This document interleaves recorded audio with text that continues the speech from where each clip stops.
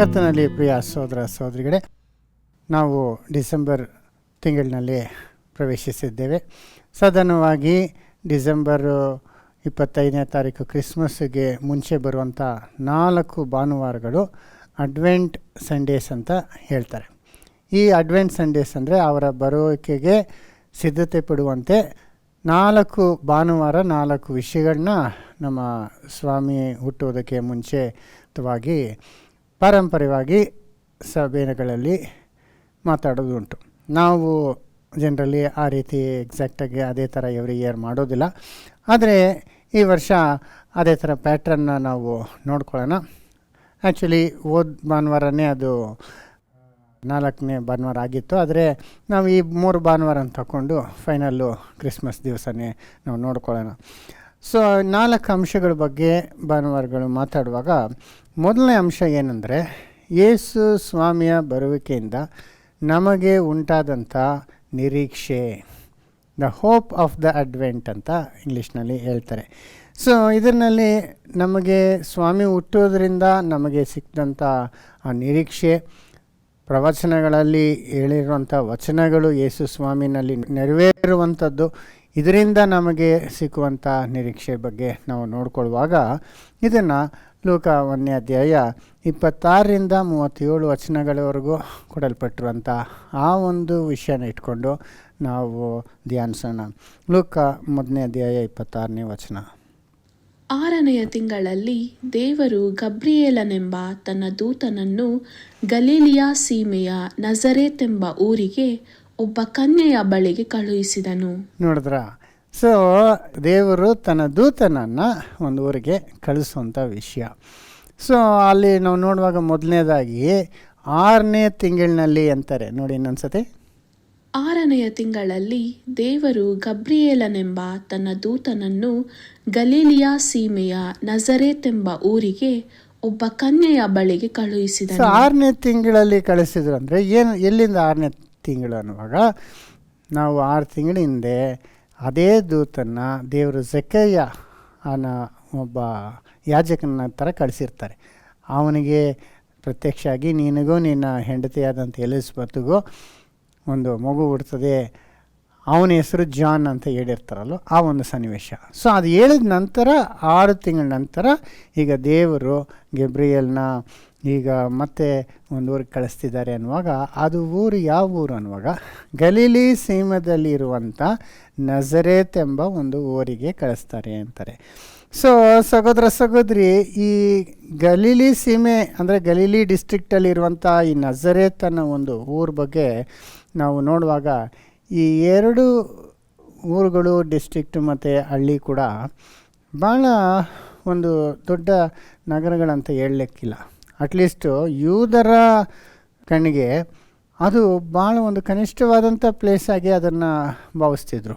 ಯಾಕೆಂದರೆ ಯೆರೂಸಲೇಮ್ನಲ್ಲಿ ಮತ್ತು ಬೆತ್ಲೆಹೇಮಲ್ಲಿ ಬೇರೆ ಬೇರೆ ಕಡೆ ಇರುವಂಥ ಯಾಜಕರುಗಳು, ಆತ್ಮೀಕವಾದಂಥ ಮತಬೋಧಕರುಗಳು, ಇವರೆಲ್ಲ ಗ್ಯಾಲಿಲಿ ಅಂದರೆ ಅದನ್ನು ಒಂದು ಕನಿಷ್ಠವಾಗಿ ನೋಡೋರು. ಏಕೆಂದರೆ ಗಲೀಲಿ ಒಂದು ಸಮುದ್ರದಲ್ಲಿ ಭಾಳ ಒಂದು ವ್ಯವಹಾರಗಳು ಮಾಡೋದ್ರಿಂದ ಇಸ್ರಾಯೇಲು ಅನ್ಯ ಜನರ ಒಂದು ಸಂಪ್ರದಾಯ ಕಾಂಟ್ಯಾಕ್ಟ್ ಜಾಸ್ತಿ ಇತ್ತು. ಸೊ ಅನ್ಯರು ಬಂದು ಹೋಗೋದ್ರಿಂದ ಆ ಗಲೀಲಿರುವಂಥ ಯೂದರು ಸ್ವಲ್ಪ ಅನ್ಯರ ಜೊತೆ ಮಿಕ್ಸ್ ಆಗಿರೋದ್ರಿಂದ ಅವರಿಗೆ ಗಲೀಲಿ ಅಂದರೆ ಅವರಿಗೆ ಸ್ವಲ್ಪ ಕಡಿಮೆನೇ ಆತ್ಮೀಕವಾಗಿ. ಇದನ್ನು ನಾವು ವಾಕ್ಯದಲ್ಲಿ ಕೂಡ ನೋಡುವಾಗ ಮತ್ತಿನಲ್ಲಿ 4:15 ಅದನ್ನು ಅನ್ಯ ಜನರ ಗಲೀಲಿ ಅಂತಲೇ ಕರೆಯಲ್ಪಟ್ಟಿದೆ ನೋಡಿ. 4:15 ಮತ್ತು ಜೆಬುಲೋನ್ ಸೀಮೆ ಮತ್ತು ನೆಫ್ತಲೀಮ್ ಸೀಮೆ, ಯೋರ್ದಾನಿನ ಆಚೆ ಸಮುದ್ರದ ಕಡೆಗಿರುವ ಸೀಮೆ, ಅನ್ಯ ಜನಗಳಿರುವ ಗಲಿಲಾಯ ಸೀಮೆ. ನೋಡಿದ್ರ, ಅನ್ಯ ಜನಗಳಿರುವ ಗಲಿಲಾಯ ಸೀಮೆ ಅಂತ, ಅದರಲ್ಲಿ ಅನ್ಯರು ಜಾಸ್ತಿ ಇದ್ರು ಅಂತ. ಇದನ್ನು ಮತ್ತೆ ಒಂದು ಐಸಾಯನಲ್ಲಿ ಹೇಳಿದಂಥ ಪ್ರವಾದನೆ ನೆರವೇರ್ತು ಅನ್ನುವಾಗ ಅಲ್ಲಿ ಕೂಡ ಮೆನ್ಷನ್ ಮಾಡಿದ್ದಾರೆ ನೋಡಿ. ಯೆಶಾಯ 9ನೇ ಅಧ್ಯಾಯ 1-2. ಆದರೆ ಸಂಕಟಪಟ್ಟ ದೇಶಕ್ಕೆ ಅಂಧಕಾರವಿನ್ನಿಲ್ಲ, ಪೂರ್ವಕಾಲದಲ್ಲಿ ಜೆಬುಲೋನ್ ಮತ್ತು ನಫ್ತಾಲಿ ಸೀಮೆಗಳನ್ನು ಆತನು ಅವಮಾನಕ್ಕೆ ಗುರಿ ಮಾಡಿದನು.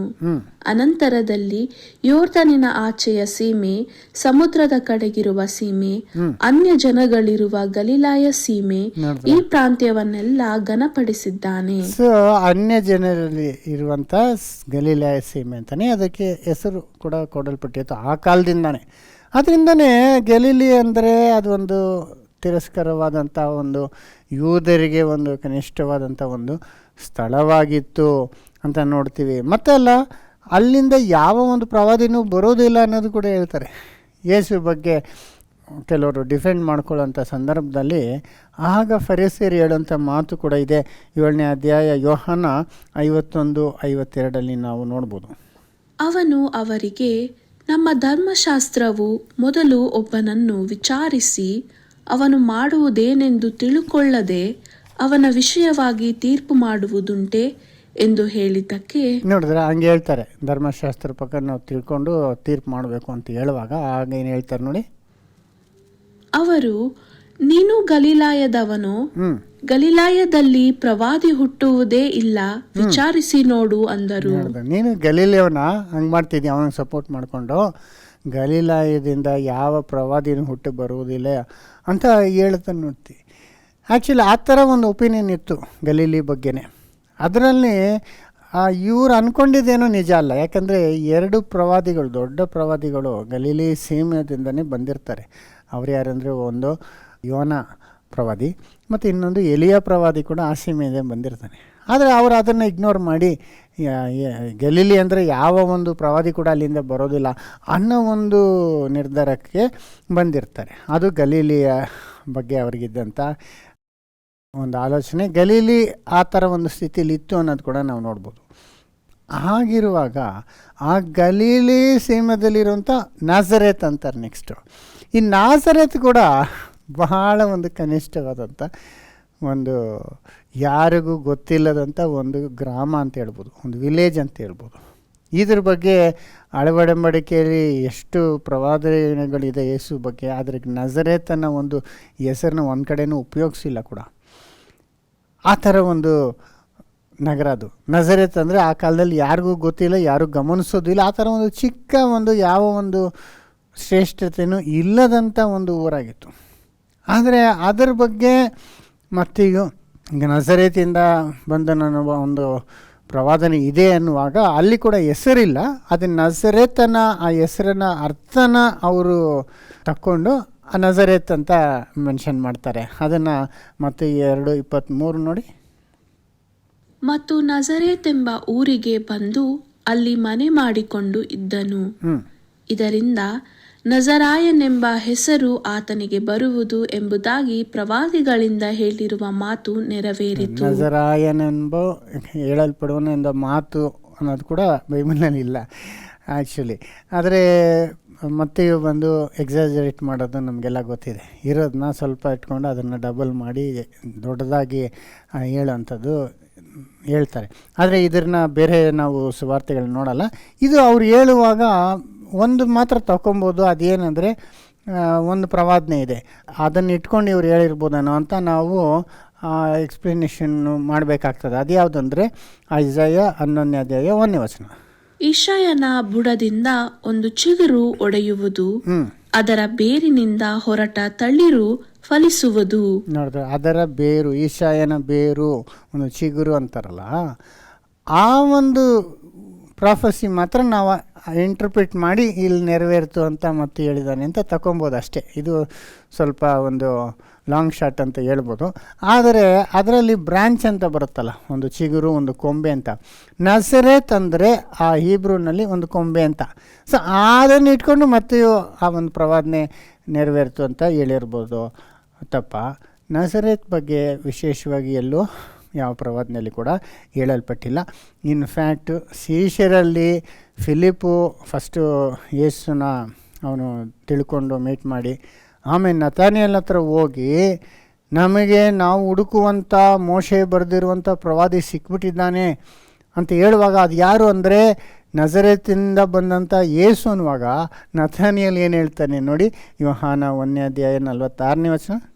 ನತಾನಯೇಲನು, ಒಳ್ಳೆದೇನಾದರೂ ನಜರೇತಿನಿಂದ ಬರುವುದುಂಟೆ ಅಂದಾಗ ಫಿಲಿಪ್ಪನು, ಬಂದು ನೋಡು ಅಂದನು. ನತಾನೇಲ್ ಏನು ಅಂದ್ಬಿಡ್ತಾನೆ, ಒಳ್ಳೇದು ಏನಾದರೂ ನಜರೇತಿಂದ ಬರ್ತದಾ ಅಂತಾನೆ ಹೇಳ್ಬಿಡ್ತಾನೆ. ನೋಡಿ, ನಜರೇತಿಂದ ಒಂದು ದೊಡ್ಡ ಪ್ರವಾದಿ ಬಂದಿದ್ದಾನೆ ಅಂದರೆ ನಜರೇತಿಂದ ಏನು ಒಳ್ಳೇದು ಬರ್ತದೆ ಅಂತ ಹೇಳ್ಬಿಡ್ತಾನೆ. ಅಂದರೆ ಅಷ್ಟು ಕನಿಷ್ಠವಾದಂಥ ಒಂದು ಪ್ಲೇಸು ನಜರೇತು.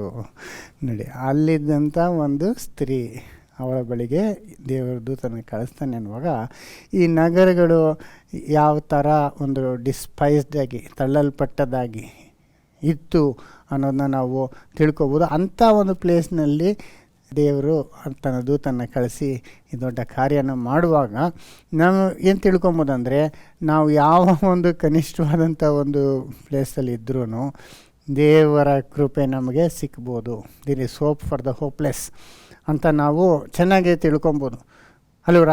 ಯಾಕೆಂದರೆ ನೋಡಿ, ಒಂದೊಂದು ನಗರದಲ್ಲಿ ಒಂದೊಂದು ಶ್ರೇಷ್ಠತೆ ಇರ್ತದೆ.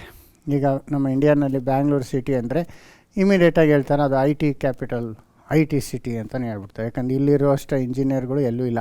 ಇಲ್ಲಿರುವಂಥ IT ಕಂಪನೀಸು ತುಂಬ ಜಾಸ್ತಿ ಇರೋದ್ರಿಂದ ಬ್ಯಾಂಗ್ಳೂರು ಫೇಮಸ್ ಫಾರ್ IT ಅಂತ ಹೇಳ್ಬಿಡ್ಬೋದು. ಅದೇ ಥರ ಮೈಸೂರು ಯಾವುದಕ್ಕೆ ಫೇಮಸ್ಸು ಅನ್ನುವಾಗ ಮೈಸೂರು ಸಿಲ್ಕ್ ಅಂತ ಹೇಳ್ತಾರೆ ಕೆಲವರು, ಮೈಸೂರು ಪಾಕ್ ಅಂತ ಹೇಳ್ತಾರೆ ಅಂದ್ಕೊಳ್ಳಿ. ಮತ್ತು ಕಾಂಚೀಪುರಂ ಅನ್ನುವಾಗ ಅದು ಕಾಂಚೀಪುರಂ ಸೀರೆ ಅಂತ ಹೇಳ್ತಾರೆ. ಮುಂಬೈ ಅಂದರೆ ಬಿಸ್ನೆಸ್ ಕ್ಯಾಪಿಟಲ್ ಅಂತಾರೆ. ನ್ಯೂ ಡೆಲ್ಲಿ ಅಂದರೆ ಕ್ಯಾಪಿಟಲ್ ಆಫ್ ಇಂಡಿಯಾ ಅಂತ ಹೇಳ್ತಾರೆ ಅಲ್ವರ. ಹಿಂಗೆಲ್ಲ ಏನು ಮುಂಬೈ ಬಂದು ಭಾಳ ಒಂದು ಬಿಸ್ನೆಸ್ ನಡೆಯುವಂಥ ಪ್ಲೇಸು. ಅಂಬಾನಿ, ಅಮಿತಾಬ್ ಬಚ್ಚನ್ ಎಲ್ಲ ಅಲ್ಲೇ ಇರೋದ್ರಿಂದ ಭಾಳ ಒಂದು ಬಿಸ್ನೆಸ್ಗೆ ಅದು ಒಂದು ಹೆಸರುವಾಸಿ ಅಂತ ಹೇಳ್ಬೋದು. ಅದು ಮಾತ್ರ ಅಲ್ಲ, ಇನ್ನು ಕೆಲವು ಪಟ್ಟಣಗಳು ಕೆಲವು ತಿನ್ನುವ ಪದಾರ್ಥಕ್ಕನ ಫೇಮಸ್ ಆಗಿರ್ತದೆ. ಈಗ ನಾವು ದಾವಣಗೆರೆ ಅಂದಿದ್ದೆ, ನೀವು ದಾವಣಗೆರೆ ಬೆಣ್ಣೆ ದೋಸೆ ಅಂತ ಇಮಿಡಿಯೇಟಾಗಿ ಹೇಳ್ಬಿಡ್ತೀರ ಅಲ್ವಾ. ಮದ್ದೂರು ಅಂದಿದ್ದೆ, ಮದ್ದೂರು ವಡೆ ಅಂದ್ಬಿಡ್ತೀವಿ. ಇಲ್ಲವ್ರೆ ಆ ಥರ ಒಂದೊಂದು ಊರುಗಳಿಗೆ ಒಂದೊಂದು ಇರ್ತದೆ. ಆಂಬೂರು ಅಂದರೆ ತಮಿಳ್ನಾಡಲ್ಲಿ ಆಂಬೂರು ಬಿರಿಯಾನಿ ಅಂದ್ಬಿಡ್ತೀವಿ. ಮತ್ತು ಈ ಥರ ಎಲ್ಲ ಕೆಲವೊಂದು ಹೆಸರುವಾಸಿ ಇರ್ತದೆ. ಆದರೆ ನಾಜರೇತ್ ಅಂದರೆ ಅಲ್ಲಿಂದ ಏನಾದರೂ ಒಳ್ಳೆಯದು ಬರ್ತದಾ ಅನ್ನೋ ಒಂದು ಮಾತು ಹೇಳಲ್ಪಟ್ಟಿತ್ತು. ನೋಡಿ ಸಹೋದರ ಸಹೋದರಿ, ಆ ಥರ ಕೆಲವು ಊರುಗಳಿಗೆ ಒಂದು ಒಳ್ಳೆಯ ಹೆಸರೇನೂ ಇರೋದಿಲ್ಲ. ಆ ಊರಂದ್ರೇ ಜನಗಳಿಗೆ ಒಂದು ಲೋ ಒಪಿನಿಯನ್ ಇರ್ತದೆ. ಫಾರ್ ಎಕ್ಸಾಂಪಲ್, ತಮಿಳ್ನಾಡಿನಲ್ಲಿ ಒಂದು ಪ್ಲೇಸ್ ಇದೆ, ಅದ್ರ ಬಗ್ಗೆ ತಮಾಷೆಯಾಗಿ ಕೂಡ ಅನೇಕ ಪ್ಲೇಸಲ್ಲಿ ಹೇಳ್ತಾರೆ. ಅದೇ ಯಾವುದಂದರೆ ಕಾಟ್ಪಾಡಿ ಅಂತ. ನಿಮಗೆ ಗೊತ್ತಿರ್ಬೋದು, ನೀವು ಮೆಡ್ರಾಸ್ಗೆ ಹೋಗುವಾಗ, ತಮಿಳ್ನಾಡಿಗೆ ಹೋಗುವಾಗ ಅದನ್ನು ದಾಟ್ತೀರ. ಅದು ಒಂದೇ ಒಂದು ವಿಷಯಕ್ಕೆ ಮಾತ್ರ ಫೇಮಸ್. ಅದು ಯಾವುದಂದರೆ ಕಾಟ್ಪಾಡಿ ಜಂಕ್ಷನ್ ಅಂತ ಒಂದು ರೈಲ್ವೆ ಸ್ಟೇಷನ್ ಇದೆ ಅಲ್ಲಿ. ಆ ರೈಲ್ವೆ ಸ್ಟೇಷನ್ ಇರೋದ್ರಿಂದಾನೇ ಆ ಊರು ಗೊತ್ತಾಗ್ತದೆ ಅಲ್ವಾ. ಆದರೆ ಊರಿನಲ್ಲಿ ಏನೂ ಇಲ್ಲ, ಹೇಳ್ಕೊಳ್ಳೋಂಥ ಯಾವುದೂ ಇಲ್ಲ. ಅಲ್ಲಿರೋಂಥ ನಿವಾಸಿಗಳು ಕೂಡ ದೊಡ್ಡದಾಗಿ ಅದ್ರ ಬಗ್ಗೆ ಯೋಚನೆ ಮಾಡೋದಿಲ್ಲ. ಆದರೆ ಅದ್ರ ಪಕ್ಕದಲ್ಲಿ ವೇಲೂರು ಅಂತಿದೆಯಲ್ಲ, ಅದು ಸ್ವಲ್ಪ ಫೇಮಸ್ಸು. ಅದು ಬಂದು ಅಲ್ಲಿ CMC ಹಾಸ್ಪಿಟಲ್ ಇದೆ. ಮತ್ತು ಅಲ್ಲಿ ಈಗ ಇತ್ತೀಚೆಗೆ ಇಂಜಿನಿಯರಿಂಗ್ ಕಾಲೇಜುಗಳು ಎಲ್ಲ ಕಟ್ಟಿರೋದ್ರೆ ಅದು ಸ್ವಲ್ಪ ಫೇಮಸ್ ಆಗಿದೆ ಅಂದ್ಕೊಳ್ಳಿ. ಆದರೆ ಕಾಟ್ಪಾಡಿ ಅನ್ನೋದು ಅದೊಂಥರ, ಈಗ ಈ ಕರ್ನಾಟಕ ಸೈಡಲ್ಲಿ ಯಾರಿಗಾದ್ರೂ ಕಾಟ್ಪಾಡಿ ಅಂದ್ಬಿಡ್ತಾರೆ ಅವನು. ಅಂದರೆ ಅವನಿಗೇನೂ ಗೊತ್ತಿಲ್ಲದಿರೋ ಅವನು ಫುಲ್ ಅನ್ನೋನ್ನ ಆ ಥರ ಅಂದ್ಬಿಡ್ತಾರೆ. ಏನು ಅವ್ನ ಕಲ್ಚರ್ ಇಲ್ದಿರೋನು ಅಂತ ಹೇಳ್ಬಿಡ್ತಾರೆ. ಅಂದರೆ ನಾವು ಆ ಥರ ಹೇಳೋದನ್ನ ಹೇಳ್ತಿದ್ದೀನಿ. ಆದರೆ ಆ ಥರ ನಾಸರತ್ತು ಮತ್ತು ಗಾಲೀಲಿ ಇತ್ತು. ಆದರೆ ಸಹೋದರ ಸಹೋದರಿ, ಅಂಥ ಒಂದು ಪ್ಲೇಸಿಗೆ ದೇವರು ತನ್ನ ದೂತನ್ನು ಕಳಿಸಿದ್ರು ಅಂದರೆ ಅದರ ನಾವು ಅದರಲ್ಲಿ ಒಂದು ನಿರೀಕ್ಷೆಯನ್ನು ನಾವು ನೋಡ್ಬೋದು. ಎಂಥವರಿಗೆ ಕೂಡ ದೇವರ ಕೃಪೆ ಸಿಗ್ಬೋದು ಅನ್ನೋದು. ನಾವಿರುವಂಥ ಊರು ಮುಖ್ಯ ಅಲ್ಲ. ಜನಗಳು ನಮ್ಮ ದೇಶದ ಬಗ್ಗೆ, ನಮ್ಮ ಊರ ಬಗ್ಗೆ ಏನು ಅಂದ್ಕೊಳ್ತಾನೆ ಅನ್ನೋದು ದೇವರ ಆ ರೀತಿ ನೋಡೋದಿಲ್ಲ ಅನ್ನೋದೇ ನಮಗೆ ಇದರಲ್ಲಿ ನಾವು ಪಾಠ ಕಲಿಬೋದು. ಬೈ ದ ವೇ ಸಹೋದರ ಸಹೋದರಿ, ಆ ಕಾಟ್ಪಾಡಿ ಅಂತ ಹೇಳಿದಂಥ ಊರಿನಲ್ಲೇ ನಾನು ತಮಿಳು ಕಲ್ತಿದ್ದು. ನಮ್ಮ ಕಸಿನ್ ಸಿಸ್ಟರ್ ಅಲ್ಲಿ ಇರೋದ್ರಿಂದ ನಾನು ಅವ್ರ ಮನೆಗೆ ಹೋಗಿ ಅವರಲ್ಲಿ ಮೀಟಿಂಗ್ಗಳು ಅರೇಂಜ್ ಮಾಡಿ ನಾನು ತಮಿಳು ಅಭ್ಯಾಸ ಮಾಡಿದ್ದೆ ಕಾಟ್ಪಾಡಿನಲ್ಲಿ. ಆ ಕಾಟ್ಪಾಡಿ ಊರಿನಲ್ಲೇ ಎಷ್ಟೊಂದು ಪ್ರಸಂಗ ಮಾಡಿದ್ದೀನಿ. ದೊಡ್ಡ ಮೀಟಿಂಗ್ ಕೂಡ, ಪಬ್ಲಿಕ್ ಮೀಟಿಂಗು. ಆಗ ಫಸ್ಟ್ ಪಬ್ಲಿಕ್ ಮೀಟಿಂಗ್ ನಾವೇ ಆರ್ಗನೈಸ್ ಮಾಡಿದ್ದೆ ಅಂದರೆ ಕಾಟ್ಪಾಡಿ ಪಕ್ಕದಲ್ಲಿರೋ ವೇಲೂರಿನಲ್ಲಿ ಅಂದ್ಕೊಳ್ಳಿ. ಅಂಥ ಒಂದು ಥರ ದೇವರು ನೋಡಿ ಯಾವ ರೀತಿ ನೋಡಿ. ಇವತ್ತು ನಾನು ತಮಿಳ್ ಸಭೆಗೆ ಒಂದು ಪಾಸ್ಟರ್ ಆಗಿದ್ದೇನೆ, ತಮಿಳಿನಲ್ಲಿ ಬೋಧನೆ ಮಾಡೋಂಥವನಾಗಿದ್ದೀನಿ ಅಂದರೆ ಅದು ಕಾಟ್ಪಾಡಿಯಿಂದನೇ ಅಂತ ಹೇಳ್ಬೋದು. ಅದರಿಂದ ಲೋಕದವರು ಯಾವುದನ್ನು ಡಿಸ್ಪೈಸ್ ಮಾಡ್ತಾರೋ, ಹೆಚ್ಚಾಗಿ ಎಣಿಸೋದಿಲ್ವೋ ಅದು ದೇವರ ಕಣ್ಣಿನಲ್ಲಿ ಮುಖ್ಯವಾಗಿರ್ಬೋದು. ದೇವರು ಶ್ರೇಷ್ಠ ಅಂತ ಎಣಿಸೋದು ಜನಗಳ ಕಣ್ಣಿನಲ್ಲಿ ಭಾಳ ಕನಿಷ್ಠವಾಗಿರ್ಬೋದು. ಅದರಿಂದ ದೇವರ ಬಗ್ಗೆ ಯೋಚನೆ ಮಾಡೋದೇ ಬೇರೆ ಥರ. ಸ್ವಾಮಿ ಕೂಡ ಏನು ಹೇಳಿದ್ರು, ನಾನು ಬಂದಿರೋದೇ ಕಳೆದೋಗಿರುವಂಥವ್ರನ್ನು ಹುಡುಕಿ ರಕ್ಷಿಸೋದಕ್ಕೆ.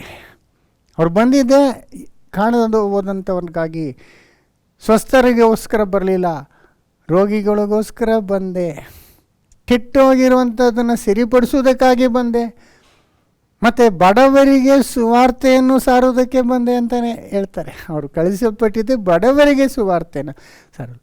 ಯಾವ ನಿರೀಕ್ಷೆಯೂ ಇಲ್ಲದಂಥವರಿಗೆ ನಿರೀಕ್ಷೆ ಹುಟ್ಟಿಸೋದಕ್ಕಾಗಿ ಸ್ವಾಮಿ ಬಂದನು ಅಂತ ನಾವು ಈ ಒಂದು ವಿಷಯದಲ್ಲಿ ತಿಳ್ಕೊಬೋದು. ದೇವದೂತನು ಗಬ್ರಿಯೇಲನು ಗಲೀಲಿ ಸೀಮೆಯಲ್ಲಿರುವಂಥ ನಾಜರೇತಿಗೆ ಕಳಿಸ ಅಂದರೆ ಅದರಲ್ಲೇ ನಮಗೆ ಎಷ್ಟು ಅರ್ಥ ಇದೆ ನೋಡ್ಕೊಳ್ಳಿ. ಅದರಿಂದ ಸಹೋದರ ಸಹೋದರಿ, ನಾವು ನಮ್ಮ ಜೀವಿತದಲ್ಲಿ ಕೂಡ ನಾವು ಅದನ್ನು ನೋಡ್ಬೋದು. ಭಾಳ ವರ್ಷಗಳ ಹಿಂದೆ, ಆಲ್ಮೋಸ್ಟು 35 ವರ್ಷ ಹಿಂದೆ ಅಂದ್ಕೊತೀನಿ. ಆಗ ನಾನು ಪ್ರಾರಂಭ ಆಗ್ತಿದ್ದೇನೆ, ಸತ್ಯನೆಲ್ಲ ತಿಳ್ಕೊಂಡಿದ್ದೆ. ಆಗ ಕೆಲವು ಮೀಟಿಂಗ್ಗಳನ್ನ ಮಾಡಬೇಕು ಅಂತ ಒಂದು ಸಭೆಯಲ್ಲಿ ನನಗೆ ಒಂದು ಕಾಟೇಜ್ ಮೀಟಿಂಗ್ ಅರೇಂಜ್ ಮಾಡಿಕೊಡ್ತೀನಿ ಅಂತ ಹೇಳಿದ್ರು. ಸೊ ಆ ಕಾಟೇಜ್ ಮೀಟಿಂಗ್ ಹೋಗು, ಅಲ್ಲಿ ಅವನ ಕುಟುಂಬ ಇದೆ, ಅವ್ರಿಗೆ ಬೈಬಲ್ ಸ್ಟಡಿ ಹೇಳ್ಕೊಡು ಅಂತ. ಆಗ ಅವ್ರು ಹೇಳುವಾಗ ನನಗೆ ಪೊಲೀಸ್ ಕ್ವಾರ್ಟರ್ಸ್ ಅಲ್ಲಿ ಹೋಗಿ ಒಬ್ಬರು ವ್ಯಕ್ತಿ ಇರ್ತಾರೆ, ಅವ್ರ ಹೆಸರು ಜಾನ್ ಪೀಟರ್ ಅಂತ, ಅವ್ರ ಮನೆಗೆ ಹೋಗ್ರಿ, ಅಲ್ಲಿ ಮೀಟಿಂಗು ನಡೀತಿದೆ, ನೀವು ಅಲ್ಲಿ ಹೋಗಿ ಸ್ಟಡಿನ ಸ್ಟಾರ್ಟ್ ಮಾಡಿ ಅಂತ. ಆಗ ನಾನು ಎಲ್ಲ ರೆಡಿಯಾಗಿ, ನನಗೆ ಒಂದು ಪೊಲೀಸ್ ಕ್ವಾರ್ಟರ್ಸು ನನಗೆ ನೋಡಿದ್ದು ಅದು ಒಂದು ಪ್ರಾಂತದಲ್ಲಿ ಇರೋದು ನನಗೆ ಜ್ಞಾಪಕ ಇತ್ತು. ಸರಿ, ನಾನು ಅಲ್ಲಿಗೆ ಹೋಗ್ಬಿಟ್ಟೆ. ಅಲ್ಲಿನೂ ಅದು ಹೋದರೆ ಅದು ಇನ್ಸ್ಪೆಕ್ಟರ್ಸ್ ಕ್ವಾರ್ಟರ್ಸ್, ಅದು ಎಲ್ಲ ದೊಡ್ಡ ದೊಡ್ಡ ಕ್ವಾರ್ಟರ್ಸ್ ಇತ್ತು. ಅಲ್ಲಿ ಹೋಗಿ ಈ ಥರ ನಮ್ಮ ಜಾನ್ ಪೀಟರ್ ಅಂತ ಇದಾರಲ್ಲ, ಅವ್ರ ಮನೆ ಯಾವುದು ಅಂದರೆ, ಯಾರೂ ಇಲ್ಲ ಗೊತ್ತಿಲ್ಲ ಅಂದರು. ಆ ಥರವ್ರು ಯಾರೂ ಇಲ್ಲ ಅಂದ್ಬಿಟ್ರು. ಆಗ ನಾನು ಮನೆಗೆ ಹೋಗ್ಬಿಟ್ಟೆ ಆ ವಾರ. ಆಮೇಲೆ ನೆಕ್ಸ್ಟು ಅವ್ರನ್ನ ಕೇಳುವಾಗ ಅವ್ರು ಹೇಳಿದ್ರು, ಇಲ್ಲ ಆ ಕ್ವಾರ್ಟರ್ಸ್ ಅಲ್ಲ, ಶಿವಾಜಿನಗರಲ್ಲಿ ಇರುವಂಥ ಇನ್ನೊಂದು ಕ್ವಾರ್ಟರ್ಸ್ ಅಂದರೆ ಕ್ವೀನ್ಸ್ ರೋಡ್ ಈ ಕಡೆ ಬೇರೆ ಏರಿಯಾ ಇದೆ, ಆ ಕಡೆನೇ ಶಿವಾಜಿನಗರ ಬರೋದು. ಸರಿ ಅಂದ್ಬಿಟ್ಟು ನೆಕ್ಸ್ಟ್ ವೀಕ್ ನಾನು ರೆಡಿಯಾಗಿ ನಾನು ಅಲ್ಲಿಗೆ ಹೋಗ್ತಾಯಿದ್ದೀನಿ. ಆಗ ನನ್ನ ಫ್ರೆಂಡ್ ಒಬ್ಬ ಬಂದ, ಅದೇ ಅವನು ಹಿಂದೂ ಫ್ರೆಂಡೇ. ಆಗ ನಿಮಗೆ ಮೀಟಿಂಗ್ ಹೋಗ್ತಾಯಿದ್ದೀನಿ, ಅಲ್ಲಿ ಸ್ಟಾರ್ಟ್ ಮಾಡಬೇಕು ಅಂದರೆ, ಎಲ್ಲಿಗೆ, ಯಾವ ಏರಿಯಾ ಅಂದ. ಶಿವಾಜಿನಗರ ಅಂದೆ. ಶಿವಾಜಿನಗರ ಅಂದ್ಬಿಟ್ಟು ಅವನ ರಿಯಾಕ್ಷನ್ ಇನ್ನೂ ಜ್ಞಾಪಕ ಇದೆ, ಅಂಥ ಏರಿಯಾಗೆ ಹೋಗ್ತೀಯ ಅಂದ್ಬಿಟ್ಟ. ಯಾಕೆಂದರೆ ಅದೆಲ್ಲ ಸ್ವಲ್ಪ ಹೆಂಗಿತ್ತು ಅಂದರೆ, ನಮ್ಮ ಜನರಲ್ಲಿ ಯೋಚನೆ ಮಾಡೋರಿಗೆ ಅದು ಒಂಥರ ಒಂದು ಕನಿಷ್ಠವಾದಂಥ ಪ್ಲೇಸ್ ಅಂತ. ಶಿವಾಜಿನಗರ ಅಲ್ಲ, ಬಸ್ ಸ್ಟ್ಯಾಂಡು, ಆ ಒಂದು ಚರ್ಚೆಲ್ಲ ಇದೆಯಲ್ಲ, ರೆಸಲ್ ಮಾರ್ಕೆಟ್, ಅಷ್ಟು ಮಟ್ಟಿಗೆ ಸ್ವಲ್ಪ ಫೇಮಸ್ ಆಗಿದೆ. ಒಳಗಡೆ ಗಲ್ಲಿಗಳಲ್ಲಿ ನಾವು ಯಾವತ್ತೂ ಹೋಗಿದ್ದೇ ಇಲ್ಲ, ನಮ್ಗೆ ಏರಿಯಾನೇ ಗೊತ್ತಿಲ್ಲ. ಅಲ್ಲ ಅಂದ್ಬಿಟ್ಟ, ಅವನೇನು ಅಂದ್ಬಿಟ್ಟು ಆದರೂ ಪರವಾಗಿಲ್ಲ ಅಂತ ನಾನು ಬಂದೆ ಅಂದ್ಕೊಳ್ಳಿ. ಹುಡುಕಿದಾಗ ಅದು ಒಂದು ಸಂಜಿನಲ್ಲಿ ಹೋದಾಗ ಅಲ್ಲೊಂದು ಪೊಲೀಸ್ ಕ್ವಾರ್ಟರ್ಸ್ ಇದೆ, ಅದು ಕಾನ್ಸ್ಟೇಬಲ್ ಪೊಲೀಸ್ ಕ್ವಾರ್ಟರ್ಸು. ಇದು ನಾನು ಹೋಗಿದ್ದು ಮುಂದಿನ ವಾರ ಹೋಗಿದ್ದು, ಅದು ಇನ್ಸ್ಪೆಕ್ಟರ್ ಕ್ವಾರ್ಟರ್ಸು, ಇದು ಕಾನ್ಸ್ಟೇಬಲ್ಗಾಗಿ. ಅಲ್ಲಿ ತುಂಬ ಫ್ಲ್ಯಾಟ್ಸ್ಗಳು ಎಲ್ಲ ಚಿಕ್ಕ ಚಿಕ್ಕ ಮನೆಗಳು, ಒಂದ್ರ ಮೇಲೆ ಒಂದು ಪಕ್ಕ ಕಟ್ಟಿದ್ರು. ಅಲ್ಲಿ ಹೋದಾಗ ಫೈನಲಿ ಒಂದು ಮನೆ ಸಿಕ್ತು ಅಂದ್ಕೊಳ್ಳಿ. ಅಲ್ಲಿ ಒಂದು ಚಿಕ್ಕ ಮನೆ, ಅದರಲ್ಲಿ ಚಿಕ್ಕ ಒಂದು ರೂಮು, ಆ ರೂಮ್ನಲ್ಲಿ ಚಿಕ್ಕ ಚಿಕ್ಕ ಮಕ್ಕಳುಗಳು ಕೂತಿದ್ರು.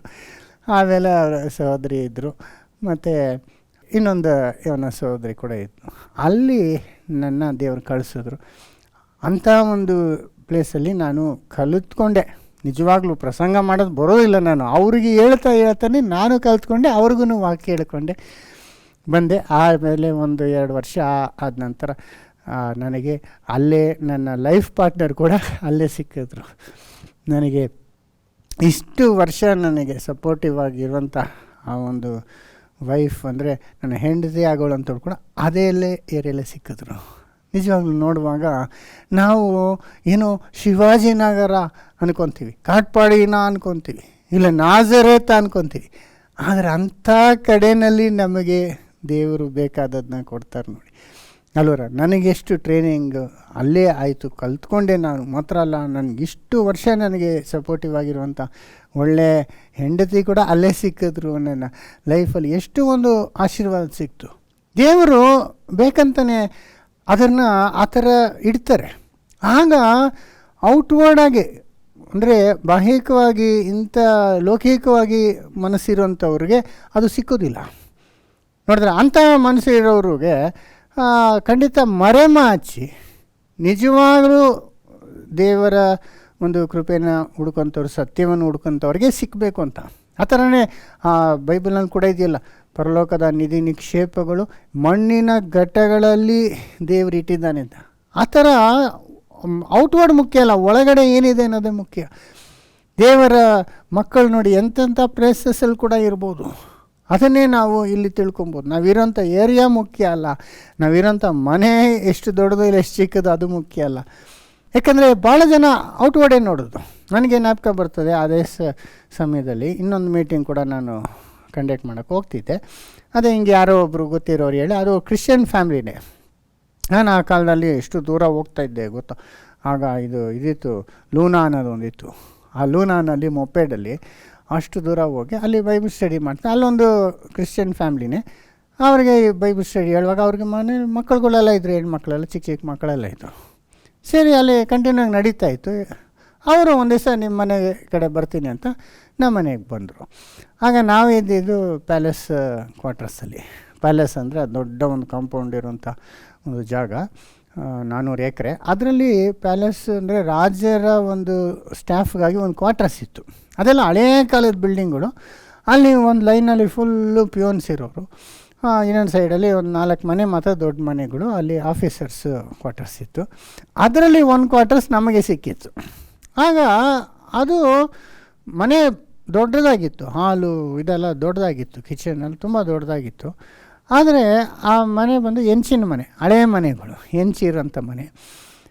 ಆದರೆ ನಾವಲ್ಲಿ ಯಾಕಿದ್ವಿ ಅಂದರೆ ನಮಗೆ ಆ ಒಂದು ವಾತಾವರಣ ತುಂಬ ಇಷ್ಟ. ಎಲ್ಲ ಮರ ಗಿಡಗಳೇ ಅಲ್ಲಿ ಕಾಡ್ತಾ ಇರೋದು. ಪ್ರೈವೇಟ್ ಪ್ಲೇಸ್ ಅದು, ಪಬ್ಲಿಕಲ್ಲಿ ಯಾವ ಬೇರೆ ಪಬ್ಲಿಕ್ಕು ಅಲೋಡಿಲ್ಲ. ಆ ಒಂದು ಕಾರಣದಿಂದ ನಾವು ಅಲ್ಲೇ ಸಂತೋಷವಾಗಿ ಅಲ್ಲೇ ಇದ್ವಿ. ಅಫ್ಕೋರ್ಸ್ ರೆಂಟೆಲ್ಲ ಭಾಳ ಕಡಿಮೆ ಇತ್ತು. ಆಗ ಅಲ್ಲೇ ನಾವು ಬೆಳೆದಿದ್ದು. ಸೊ ಇವರು ಈ ಕುಟುಂಬ ಅವ್ರು ಬಂದ್ರಲ್ಲ, ಗಂಡ ಹೆಂಡತಿ ಮಕ್ಕಳು ಬಂದರು. ನಮ್ಮ ಮನೆಯನ್ನು ನೋಡಿಬಿಟ್ಟು ಅವರು ಇವನು ಇಂಥ ಮನೇಲಿ ಇದ್ದಾನಲ್ಲ, ಹೆಂಚಿನ ಮನೇಲಿ ಅಂದ್ಬಿಟ್ಟು ಅವರು ಮೀಟಿಂಗೇ ಕ್ಯಾನ್ಸಲ್ ಮಾಡಿಬಿಟ್ರು. ಬೈಬಲ್ ಸ್ಟಡಿನೂ ಬೇಡ ಅಂತ ಅವ್ರು ಏನೇನೋ ಯೋಚನೆ ಮಾಡಿಬಿಟ್ರು. ಅಯ್ಯೋ ಇವ್ರು ಬರ್ತಾಯಿದ್ದಾರೆ ಮನೆಗೆ, ನಮ್ಮ ಮನೇಲಿ ಹೆಣ್ಮಕ್ಳಿದ್ದಾರೆ, ಏನಾಗ್ತದೋ ಅಂದ್ಬಿಟ್ಟು ಮೀಟಿಂಗೇ ಕ್ಯಾನ್ಸಲ್ ಮಾಡಿಬಿಟ್ರು. ನೋಡಿ ಅವರು. ನಾವು ಆ ಥರ ಆಲೋಚನೆನೇ ಮಾಡಿಲ್ಲ. ನಾವು ಮನಸ್ಸಲ್ಲಿ ಯಾರನ್ನೂ ನೋಡ್ತಾನೂ ಇರಲಿಲ್ಲ. ನಾವು ಹೋಗಿದ್ದೆ ವಾಕ್ಯ ಹೇಳ್ಕೊಡೋಕ್ಕೆ ಮಾತ್ರ. ಅವರೇನು ಭಾಳ ಒಂದು ಉನ್ನತವಾಗಿದ್ದಾರೆ ಅಂತ ಕೂಡ ಹೇಳಲಿಕ್ಕಿಲ್ಲ. ಅವರು ಒಂದು ಚಿಕ್ಕ ಮನೆಯಲ್ಲೇ ಇರೋದು. ಆದರೆ ಕೆಲವರಿಗೆ ನಮ್ಮದು ಸ್ವಂತ ಮನೆ ಇದೆ, ನಮಗೆ ಆ ಒಂದು ಚಿಕ್ಕದಿದ್ರು ಅದೇ ದೊಡ್ಡಸ್ಗೆ ಹಂಗೆ ಅನ್ಕೊತಾರಲ್ಲ, ಆ ಥರ ಮೀಟಿಂಗೇ ಕ್ಯಾನ್ಸಲ್ ಮಾಡಿಬಿಟ್ರು.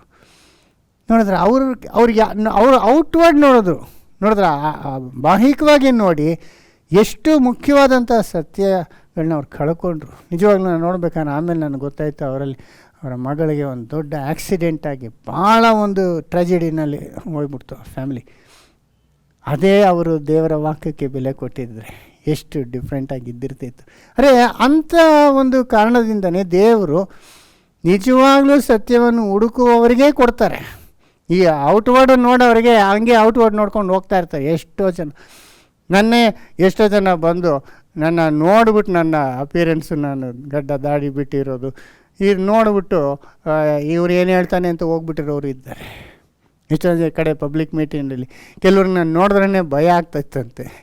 ಯಾಕಂದರೆ ಅವರು ಮುಖ ನೋಡೋಂಥವ್ರು. ಆದರೆ ದೇವರು ಮುಖ ನೋಡಿ ಏನು ಮಾಡೋದಿಲ್ಲ, ಮಣೆ ಹಾಕೋದಿಲ್ಲ ಅಲ್ಲವರ. ಎಷ್ಟು ಕ್ಲಿಯರಾಗಿ ಬೈಬಲ್ನಲ್ಲಿ ಇದೆಯಲ್ಲ, ದೇವರು ಒಳಗಿರೋಂಥದ್ದನ್ನೇ ನೋಡೋದು ಅನ್ನೋದನ್ನ ನಾವು 1 ಸಾಮ್ಯುಯೇಲ 16:7 ನಮಗೆಲ್ಲ ಗೊತ್ತಿರೋ ಇನ್ನೊಂದ್ಸತಿ ಓದೋಣ. 1 ಸಾಮ್ಯುಯೇಲ 16:7. ಆದರೆ ಯೆಹೋವನು ಸಮುವೇಲನಿಗೆ, ನೀನು ಅವನ ಚೆಲುವಿಕೆಯನ್ನು ನೀಳವನ್ನು ನೋಡಬೇಡ, ನಾನು ಅವನನ್ನು ತಳ್ಳಿಬಿಟ್ಟಿದ್ದೇನೆ. ಯೆಹೋವನು ಮನುಷ್ಯರಂತೆ ಹೊರಗಿನ ತೋರಿಕೆಯನ್ನು ನೋಡದೆ ಹೃದಯವನ್ನೇ ನೋಡುವವನಾಗಿದ್ದಾನೆ. ಹೊರಗಿನ ತೋರಿಕೆಯನ್ನು ನೋಡಲ್ಲ, ಹೃದಯ ನೋಡ್ತಾನೆ. ಅರೆ ಮನುಷ್ಯರೆಲ್ಲ ನಾವು ಮಾಡೋದೇ ಹೆಂಗೆ ಔಟ್ವರ್ಡ್ ನೋಡ್ತೀವಿ, ಹೆಂಗಿದ್ದಾರೆ, ಚೆನ್ನಾಗಿದ್ದಾರ. ಮದುವೆ ವಿಷಯದಲ್ಲಿ ಕೂಡ ಮದುವೆ ಮಾಡ್ಕೊಳ್ಳುವಾಗ ಭಾಳ ಜನ ಹುಡುಗರು ಹೆಣ್ಣು ನೋಡುವಾಗ ಹೆಣ್ಣು ಬೆಳ್ಳಗಿರಬೇಕು, ತೆಳ್ಳಗಿರಬೇಕು ಅಂತಾರೆ. ಔಟ್ವರ್ಡ್ ಏನು ನೋಡ್ತಾ ಇರ್ತಾರೆ. ಆ ಒಂದು ಸಹೋದರಿ ಮನಸ್ಸು ಎಷ್ಟು ಒಳ್ಳೆಯದಾಗಿದೆ, ಎಷ್ಟು ಅವರು ತಾಳ್ಮೆಯಿಂದಿದ್ದಾರೆ, ಎಷ್ಟು ದೇವ ಭಕ್ತಿಯಿದ್ದಾರೆ ಅನ್ನೋದಕ್ಕಿಂತ ಔಟ್ವರ್ಡೇ ನೋಡ್ತಾ ಇರ್ತಾರೆ. ಅದರಿಂದನೇ ಎಷ್ಟೋ ಜನ ಅವರ ಮ್ಯಾರೇಜ್ ಲೈಫೇ ಒಂದು ಡಿಸಪಾಯಿಂಟಿಂಗ್ ಆಗಿದೆ. ಎಷ್ಟೋ ಜಗಳಗಳು, ಮಿಸ್ಅಂಡರ್ಸ್ಟ್ಯಾಂಡಿಂಗ್ಗಳು ಇದೆಲ್ಲ ಇರೋದ್ರೆ ಯಾಕೆಂದರೆ ಔಟ್ವರ್ಡೇ ನೋಡೋಂಥವ್ರಾಗಿದೆ. ಆದರೆ ಬೈಬಲ್ನಲ್ಲಿ ಎಷ್ಟು ಚೆನ್ನಾಗಿ ಹೇಳ್ತಾರಲ್ಲ, ಜ್ಞಾನೋಕ್ತಿ 31:30 ಕೂಡ ಸೌಂದರ್ಯವು ನೆಚ್ಚತಕ್ಕದ್ದಲ್ಲ, ಲಾವಣ್ಯವು ನೆಲೆಯಲ್ಲ, ಯೆಹೋವನಲ್ಲಿ ಭಯಭಕ್ತಿಯುಳ್ಳವಳೇ ಸ್ತೋತ್ರ ಪಾತ್ರಳು. ಯೆಹೋವನಲ್ಲಿ ಭಕ್ತಿ ಉಳ್ಳವಳೇ ಸ್ತೋತ್ರ ಪಾತ್ರ. ನೋಡಿದ್ರೆ ಅಂಥ ಒಂದು ನಮಗೆ ಮನಸ್ಸು ಇರಬೇಕು ರೀ, ಅಂಥದನ್ನ ನಾವು ಹುಡುಕ್ಬೇಕಾಗುತ್ತೆ. ಆದರೆ ಔಟ್ವರ್ಡ್ ನೋಡೋಕೆ ಇದೆಲ್ಲ ಶಾಶ್ವತ ಅಲ್ಲ ಅಲ್ವ. ಔಟ್ವರ್ಡು ಸ್ವಲ್ಪ ದಿವಸನೇ, ಆಮೇಲೆ ಏನಾಗ್ಬಿಡ್ತದೆ, ಆ ಒಂದು ಸೌಂದರ್ಯನೂ ಹೋಗ್ಬಿಡುತ್ತೆ. ನೋಡಿ ನಮಗೇನೆ ಇದಾಗ್ಬಿಡುತ್ತೆ ಕೂಡ. ಆದರೆ ಅದು ಇದ್ದರೆ ತಪ್ಪಿಲ್ಲ, ಆದರೆ ಅದನ್ನೇ ನೋಡಿಕೊಂಡು ಡಿಸೈಡ್ ಮಾಡೋದು ಭಾಳ ದೊಡ್ಡ ತಪ್ಪಾಗ್ತದೆ ಅಲ್ವ. ಆದ್ದರಿಂದ ಅದು ಒಂದು ಸೌಂದರ್ಯ ಮಾತ್ರ ಅಲ್ಲ, ಒಂದು ಸ್ತ್ರೀನಲ್ಲೂ ಸೌಂದರ್ಯ ಅಂತ ಹೇಳಿದ್ದಾರೆ. ಅದು ಪುರುಷರಲ್ಲಾಗಿರ್ಬೋದು, ಅವರ ಎಜುಕೇಷ್ನಲ್ ಬ್ಯಾಕ್ಗ್ರೌಂಡು ಮುಖ್ಯ ಅಲ್ಲ, ಅವರು ಎಷ್ಟು ಹಣ ಇರೋಂಥವರು ಅದು ಕೂಡ ಮುಖ್ಯ ಅಲ್ಲ, ಅವ್ರಿಗಿರೋಂಥ ತಾಲಂತು ಮುಖ್ಯ ಅಲ್ಲ. ಇದೆಲ್ಲ ಯಾವುದು ದೇವರು ನೋಡಲ್ಲ.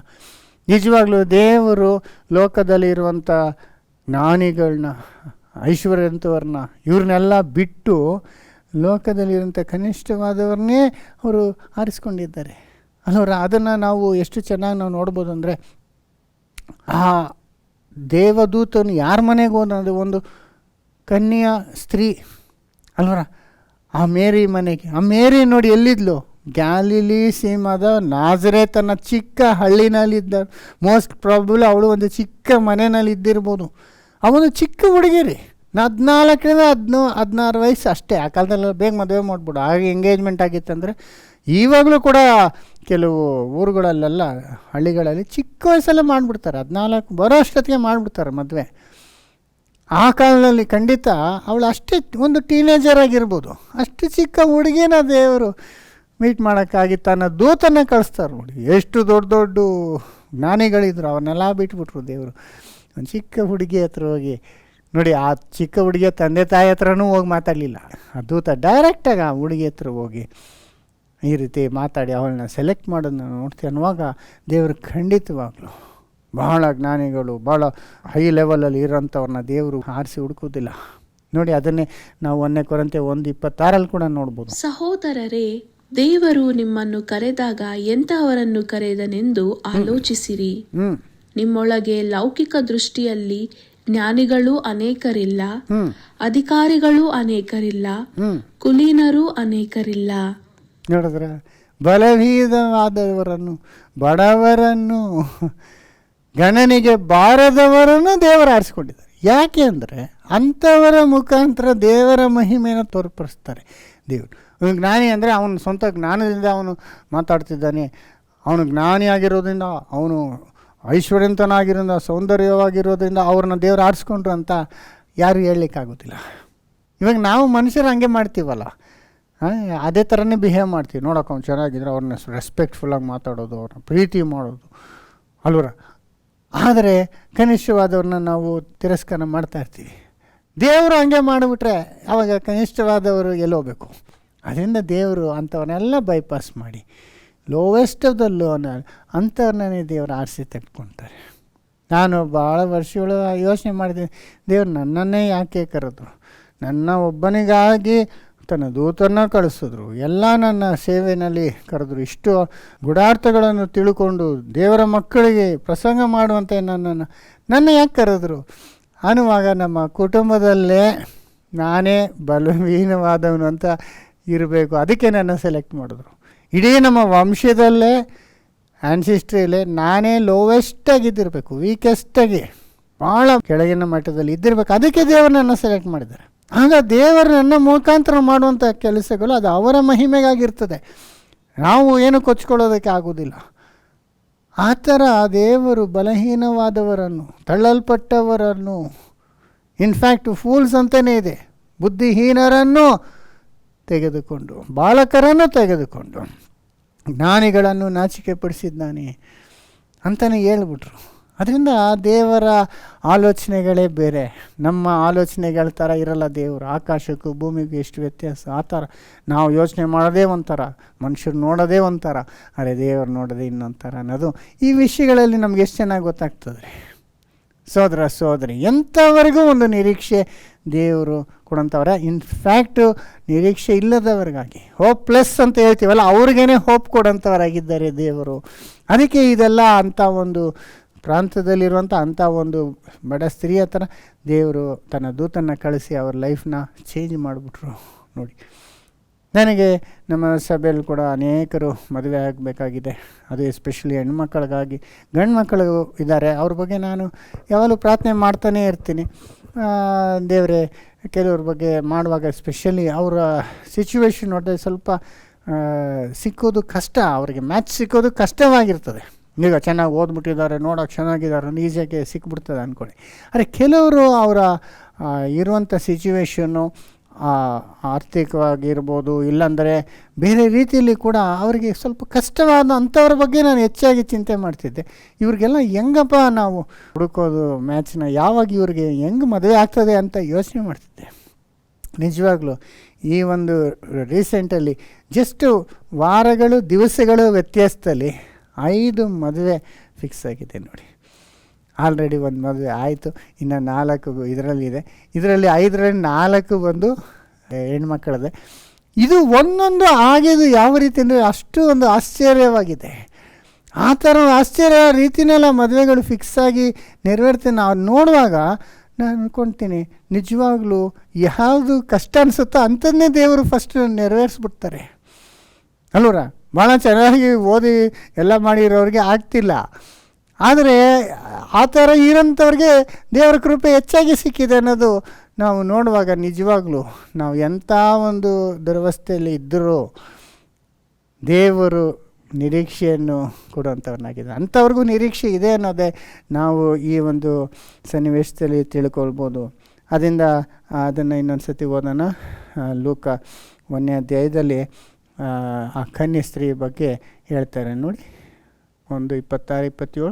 6ನೆಯ ತಿಂಗಳಲ್ಲಿ ದೇವರು ಗಬ್ರಿಯೇಲನೆಂಬ ತನ್ನ ದೂತನನ್ನು ಗಲೀಲಿಯ ಸೀಮೆಯ ನಜರೇತ್ ಎಂಬ ಊರಿಗೆ ಒಬ್ಬ ಕನ್ಯೆಯ ಬಳಿಗೆ ಕಳುಹಿಸಿದನು. ಆ ಕನ್ಯೆಯ ಹೆಸರು ಮರಿಯಳು.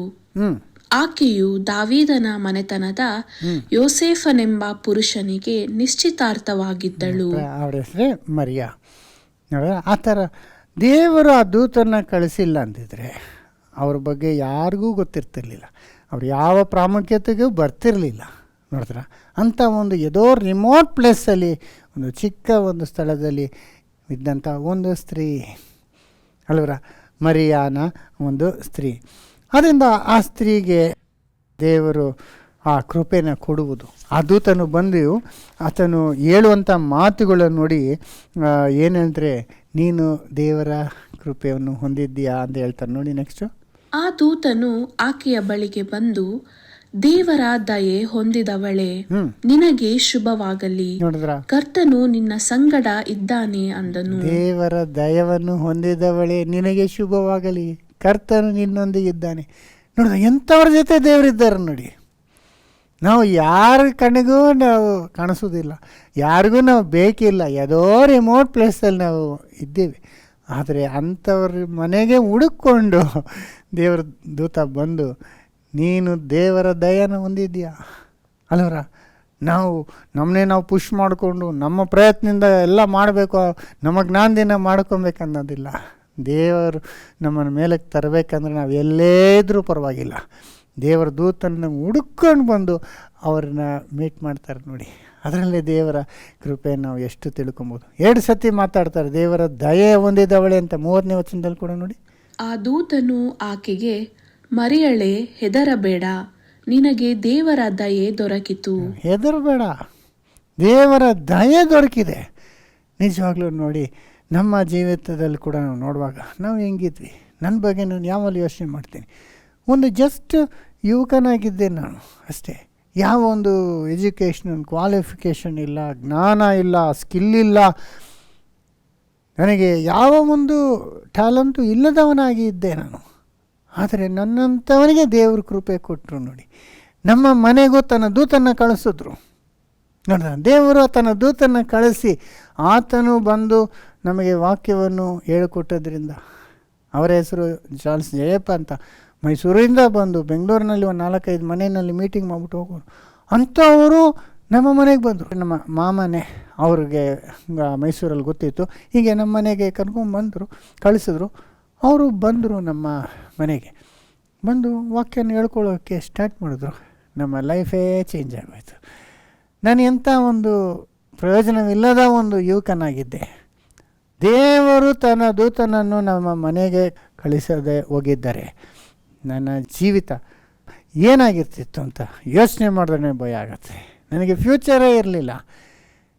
ಯಾವ ಒಂದು ಎಜುಕೇಷನ್ ಕಂಪ್ಲೀಟ್ ಮಾಡಿ ನಾನು ಕೆಲಸ ಮಾಡಿ ಲೋಕದಲ್ಲಿ ಯಾವ ಒಂದು ಸ್ಥಿರವಾಗಿ ಬಾಳುವಂಥ ಯಾವ ತಾಲಂತ ಇರಲಿಲ್ಲ. ಇನ್ಫ್ಯಾಕ್ಟ್ ಭಾಳ ಇರಬಾರ್ದಂಥ ಹ್ಯಾಬಿಟ್ಸ್ ಇತ್ತು. ಸೋಂಬೇರಿಯಾಗಿದ್ದೆ, ಮೂರ್ಖನಾಗಿದ್ದೆ. ನನ್ನ ಸ್ನೇಹಿತರೆಲ್ಲ ಕೆಟ್ಟ ಕೆಟ್ಟ ಕಾರ್ಯಗಳನ್ನು ಮಾಡುವಂಥವರಾಗಿದ್ದರು.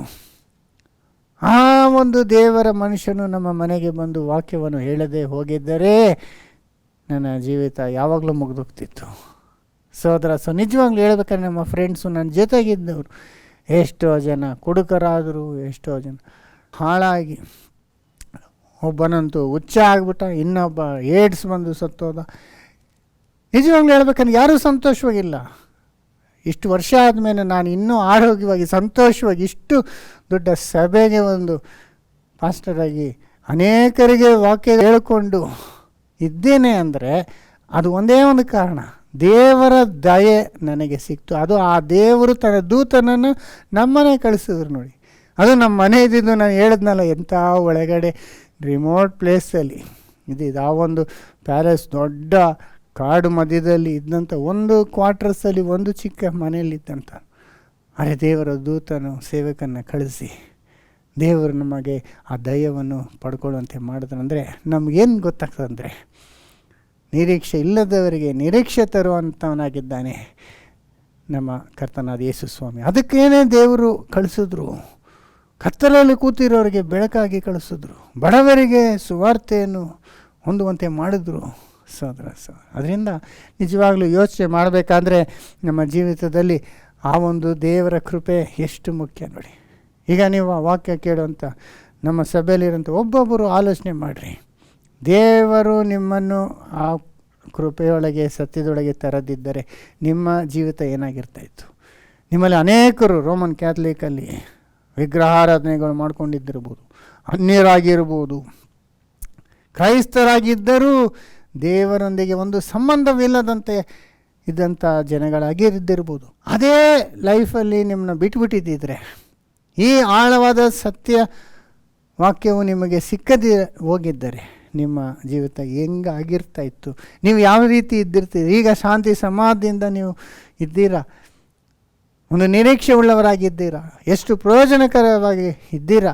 ಆದರೆ ದೇವರ ಸತ್ಯ ನಿಮಗೆ ಸಿಕ್ಕಿಲ್ಲ ಅಂದಿದ್ರೆ ನಿಮ್ಮ ಲೈಫ್ ಏನಾಗಿರ್ತಾಯಿತ್ತು ಯೋಚನೆ ಮಾಡಿ. ಅದರಿಂದ ನಿಜವಾಗ್ಲೂ ನಾವೆಲ್ಲ ತಿಳ್ಕೊಳ್ಬೇಕಾದಂಥ ವಿಷಯ, ಗಣನಿಗೆ ಬಾರದಂಥವರು ದೇವರು ಹುಡುಕಿ ರಕ್ಷಿಸಿದ್ದಾರೆ, ಅವರಿಗೆ ದೇವರು ಕೃಪೆನ ತಂದಿರುವಂಥವನಾಗಿರ್ತಾನೆ ಅನ್ನೋದನ್ನ ನಾವು ಎಷ್ಟು ಚೆನ್ನಾಗಿ ಈ ಒಂದು ವಿಷಯದಲ್ಲಿ ತಿಳ್ಕೊಬೋದು. ಆಮೇಲೆ ಇನ್ನೊಂದು ವಿಷಯ ನಾವು ಏನು ತಿಳ್ಕೊಬೇಕಂದ್ರೆ, ಆ ಗಬ್ರಿಯಲ್ ದೂತ ಬಂದು ಮೇರಿ ಹತ್ರ ಈ ರೀತಿ ಹೇಳ್ತಾರೆ, ನೀನು ಗರ್ಭಿಣಿಯಾಗಿ ನೀವು ಮಗುವನ್ನು ಹೆರುವಿ, ಆತನು ದೊಡ್ಡ ಮನುಷ್ಯನಾಗ್ತಾನೆ ಅಂತಲ್ಲ ಇದೆಲ್ಲ ಹೇಳ್ಕೊಂಡು ಬರ್ತಾರಲ್ವ, ಅದನ್ನು ನಾವು ಓದ್ಬೋದು. 31ನೇ ವಚನ, ಇಗೋ ನೀನು ಗರ್ಭಿಣಿಯಾಗಿ ಒಬ್ಬ ಮಗನನ್ನು ಹೆರುವಿ, ಆತನಿಗೆ ಯೇಸುವೆಂದು ಹೆಸರಿಡಬೇಕು. ಆತನು ಮಹಾಪುರುಷನಾಗಿ ಪರಾತ್ಪರನ ಕುಮಾರನೆನಿಸಿಕೊಳ್ಳುವನು. ಇದಲ್ಲದೆ ದೇವರಾಗಿರುವ ಕರ್ತನು ಆತನ ಮೂಲಪಿತನಾದ ದಾವೀದನ ಸಿಂಹಾಸನವನ್ನು ಆತನಿಗೆ ಕೊಡುವನು. ಆತನು ಯಾಕೋಬನ ವಂಶವನ್ನು ಸದಾಕಾಲ ಆಳುವನು. ಆತನ ರಾಜ್ಯಕ್ಕೆ ಅಂತ್ಯವೇ ಇಲ್ಲ ಎಂದು ಹೇಳಿದನು. ನೋಡಿದ್ರ, ನೀನು ಒಂದು ಮಗುವನ್ನ ಹೆರುವಿ, ಅವನು ದೊಡ್ಡ ಮನುಷ್ಯ ಆಗ್ತಾನೆ, ದೊಡ್ಡ ರಾಜ ಆಗ್ತಾನೆ, ಆತನ ರಾಜ್ಯಕ್ಕೆ ಅಂತ್ಯವೇ ಇಲ್ಲ, ಹಂಗೆ ಹಿಂಗೆ ಹೇಳುವಾಗ ಮೇರೆಗೆ ಒಂದು ವಿಷಯ ಯೋಚನೆ ಮಾಡ್ತಾ ಇದ್ದಾಳೆ. ಇದು ಹೆಂಗಾಗತ್ತೆ ಅಂತ ಹೇಳ್ತಾಳೆ. ನೋಡಿ, ಇದು ಹೆಂಗಾಗತ್ತೆ, ಇದು ಹೆಂಗೆ ಆಗೋದು ಸಾಧ್ಯ? ಯಾಕಂದರೆ ನಾನು ಒಂದು ಕನ್ಯೆಯ ಸ್ತ್ರೀ ಆಗಿದ್ದೇನೆ, ನಾನು ಒಂದು ಮನುಷ್ಯನನ್ನು ಅರಿಯದವನಾಗಿದ್ದೇನೆ, ಇದು ಹೆಂಗಾಗತ್ತೆ ಅಂತ ಹೇಳಿ. ನೋಡಿ 34ನೇ ವಚನ, ಮರಿಯಳು ಆ ದೂತನನ್ನು ಇದು ಹೇಗಾದೀತು, ನಾನು ಪುರುಷನನ್ನು ಅರಿತವಳಲ್ಲವಲ್ಲ ಎಂದು ಕೇಳಿದ್ದಕ್ಕೆ, ನೋಡಿದ ಇದು ಹೇಗಾಯಿತು, ಹೇಗಾಗುವುದು, ಒಂದು ಪುರುಷನ ಅರ್ತಿಲ್ಲ. ಸೊ ಇಂಗ್ಲೀಷಲ್ಲಿ ಟು ಎ ವರ್ಜಿನ್ ಒಂದು ಏನಂತ ಬಂತಲ್ಲ ಕನ್ನಡದಲ್ಲಿ 1:26 ಒಬ್ಬ ಕನ್ಯೆಯ ಬಳಿಗೆ ಕಳುಹಿಸಿದನು. ಕನ್ಯೆಯ ಬಳಿಗೆ ಅಂತ ಹೇಳಿದಾರಲ್ಲ, ಅದನ್ನು ಕೆಲವರು ಕನ್ಯೆ ಅಂದರೆ ಜಸ್ಟ್ ಒಂದು ಯುವತಿ ಅಂತ ಬರ್ತದಷ್ಟೇ, ಅದು ವರ್ಜಿನ್ ಅಂದರೆ ಕನ್ಯಾಸ್ತ್ರೀ ಅಂತಲೇ ಹೇಳಕ್ಕೆ ಬರೋಲ್ಲ ಅಂತ ಕೆಲವರು ಆ ಥರ ಪದನ ಮಿಸ್ಯೂಸ್ ಮಾಡಿ ಹೇಳ್ತಾರೆ. ಆದರೆ ಇದು ಇಲ್ಲಿ ನಾವು ನೋಡುವಾಗ ಒಂದು ಪುರುಷನನ್ನು ಅರಿಯದವಳು ಅಂತ ಹೇಳಿದಾಗ ಅಲ್ಲಿ ಕ್ಲೀನಾಗಿ ಗೊತ್ತಾಗ್ಬಿಡುತ್ತಲ್ಲ ಯಾವ ಟರ್ಮ್ ಯೂಸ್ ಮಾಡಿದ್ರು. ಆ ಪುರುಷನನ್ನು ಅರಿಯದವಳು ಅಂದರೆ ಅವಳು ವರ್ಜಿನ್ ಆಗಿದ್ಲು, ಕನ್ಯಾಸ್ತ್ರೀ ಆಗಿದ್ಲು. ಸೊ ಆಗ ಆಕೆ ಹೇಳ್ತಿದ್ದಾರೆ, ಇದೊಂದು ನಡೆದಂಥ ಒಂದು ಮಾತನ್ನ ಹೇಳ್ತಿದ್ದೀಯಾ, ನನಗಿನ್ನೂ ಮದುವೆ ಆಗಿಲ್ಲ, ನಿಶ್ಚಿತಾರ್ಥ ಮಾತ್ರ ಆಗಿದೆ, ಮದುವೆ ಆಗಿಲ್ಲ, ಪುರುಷನ ಅರ್ಥ ಇಲ್ಲ, ಅರೆ ನಾನು ಒಂದು ಮಗುನ ಹೆರೋದು ಹೆಂಗೆ ನೋಡಿದ್ರೆ ಅಂತ ಹೇಳ್ತಾರೆ. ಆ್ಯಕ್ಚುಲಿ ನಾವು ಇದರಲ್ಲಿ ಏನು ನೋಡ್ಬೋದು ಅಂದರೆ, ಒಂದು ನಡೆಯದಂಥದ್ದು ಒಂದು ನಡೆಯುವಂತೆ ದೇವರು ಮಾಡ್ತಾರೆ. ಇಂಪಾಸಿಬಲ್ ಥಿಂಗ್ ಅಂದರೆ ಭಾಳ ಕಷ್ಟಕರವಾದದ್ದು, ಅಸಾಧ್ಯವಾದದ್ದು ದೇವರು ಮಾಡುವಂಥವನಾಗಿದ್ದಾನೆ ಅನ್ನೋದನ್ನ ನಾವು ಇಲ್ಲಿ ತಿಳ್ಕೊಬೋದು. ಯಾಕಂದರೆ ನೋಡಿ, ಸ್ತ್ರೀನ ಹಂಗೇನೆ ಮಗುನ ಅವಳು ಹೇರೋದಕ್ಕೆ ಆಗೋದಿಲ್ಲ ಅಲ್ವಾ. ಗರ್ಭಿಣಿ ಆಗಬೇಕಂದ್ರೆ ಗರ್ಭವತಿ ಆಗುವಂಥ ಆ ಒಂದು ಸೀಡ್ ಅಂತ ನಾವೇನು ಹೇಳ್ತೀವಿ, ಬೀಜ ಅನ್ನೋದು ಪುರುಷನಿಂದನೇ ಬರೋದು. ಸ್ತ್ರೀ ಅದನ್ನಲ್ಲಿ ಅವಳಲ್ಲಿ ಪ್ರೊಡ್ಯೂಸ್ ಆಗೋದಿಲ್ಲ. ಸ್ತ್ರೀನಲ್ಲಿ ಎಗ್ ಅಂದರೆ ಮೊಟ್ಟೆ ಮಾತ್ರ ತಯಾರಾಗತ್ತೆ. ಎವ್ರಿ ಮಂತು ಆ ಸೈಕಲ್ ಆಗುವಾಗ ಒಂದು ಮೊಟ್ಟೆ ಥರ ಅದು ತನ್ನ ಗರ್ಭದಲ್ಲಿ ಉಂಟಾಗ್ತದೆ. ಆದರೆ ಆ ಮೊಟ್ಟೆ ಒಳಗೆ ಈ ಒಂದು ಬೀಜ ಹಾಕಿದಾಗ ಆ ಒಂದು ಬೀಜನೇ ಪುರುಷನಿಂದ ಬಂದಂಥದ್ದು ಒಂದು ಮಗು ಆಗುವಂಥದ್ದು, ಬೆಳೆಯುವಂಥದ್ದು. ಅದು ಸ್ತ್ರೀಗಳಲ್ಲಿಲ್ಲ, ಅದು ಪುರುಷರಿಂದನೇ ಬರುವಂಥದ್ದು. ಆದರೆ ಅವಳ ಕೇಳೋದು ಅದನ್ನೇ, ಹೆಂಗೆ ಆಗುತ್ತೆ, ನಾನು ಒಂದು ಪುರುಷನನ್ನು ನಾನು ಅರ್ತಿಲ್ವಲ್ಲ, ಹೆಂಗೆ ನಾನು ಗರ್ಭಿಣಿ ಆಗಿ ಈ ಮಹಾಪುರುಷನನ್ನು ನಾನು ಪಡೆಯುವಂಥದ್ದು, ಆತನು ದೊಡ್ಡ ರಾಜನಾಗ್ತಾನೆ, ಆದರೆ ನಾನು ನನ್ನಲ್ಲಿ ಹೆಂಗೆ ಹುಟ್ತಾನೆ ಅನ್ನೋದು ಒಂದು ಪ್ರಾಕ್ಟಿಕಲ್ ಒಂದು ವಿಷಯನ ಆಕೆ ದೇವದೂತನ ಮುಂದೆ ಹೇಳ್ತಿದ್ದಾಳೆ. ನೋಡಿದ್ರೆ ಪ್ರಾಕ್ಟಿಕಲ್ ಇಂಪಾಸಿಬಲ್, ನಡೆಯೋದಕ್ಕೆ ಸಾಧ್ಯನೇ ಇಲ್ಲ ಇದು.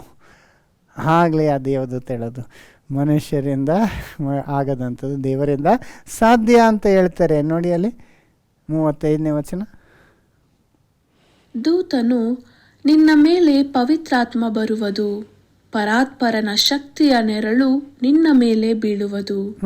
ಆದದರಿಂದ ಹುಟ್ಟುವ ಆ ಪವಿತ್ರ ಶಿಶು ದೇವರ ಮಗನೆನಿಸಿಕೊಳ್ಳುವುದು.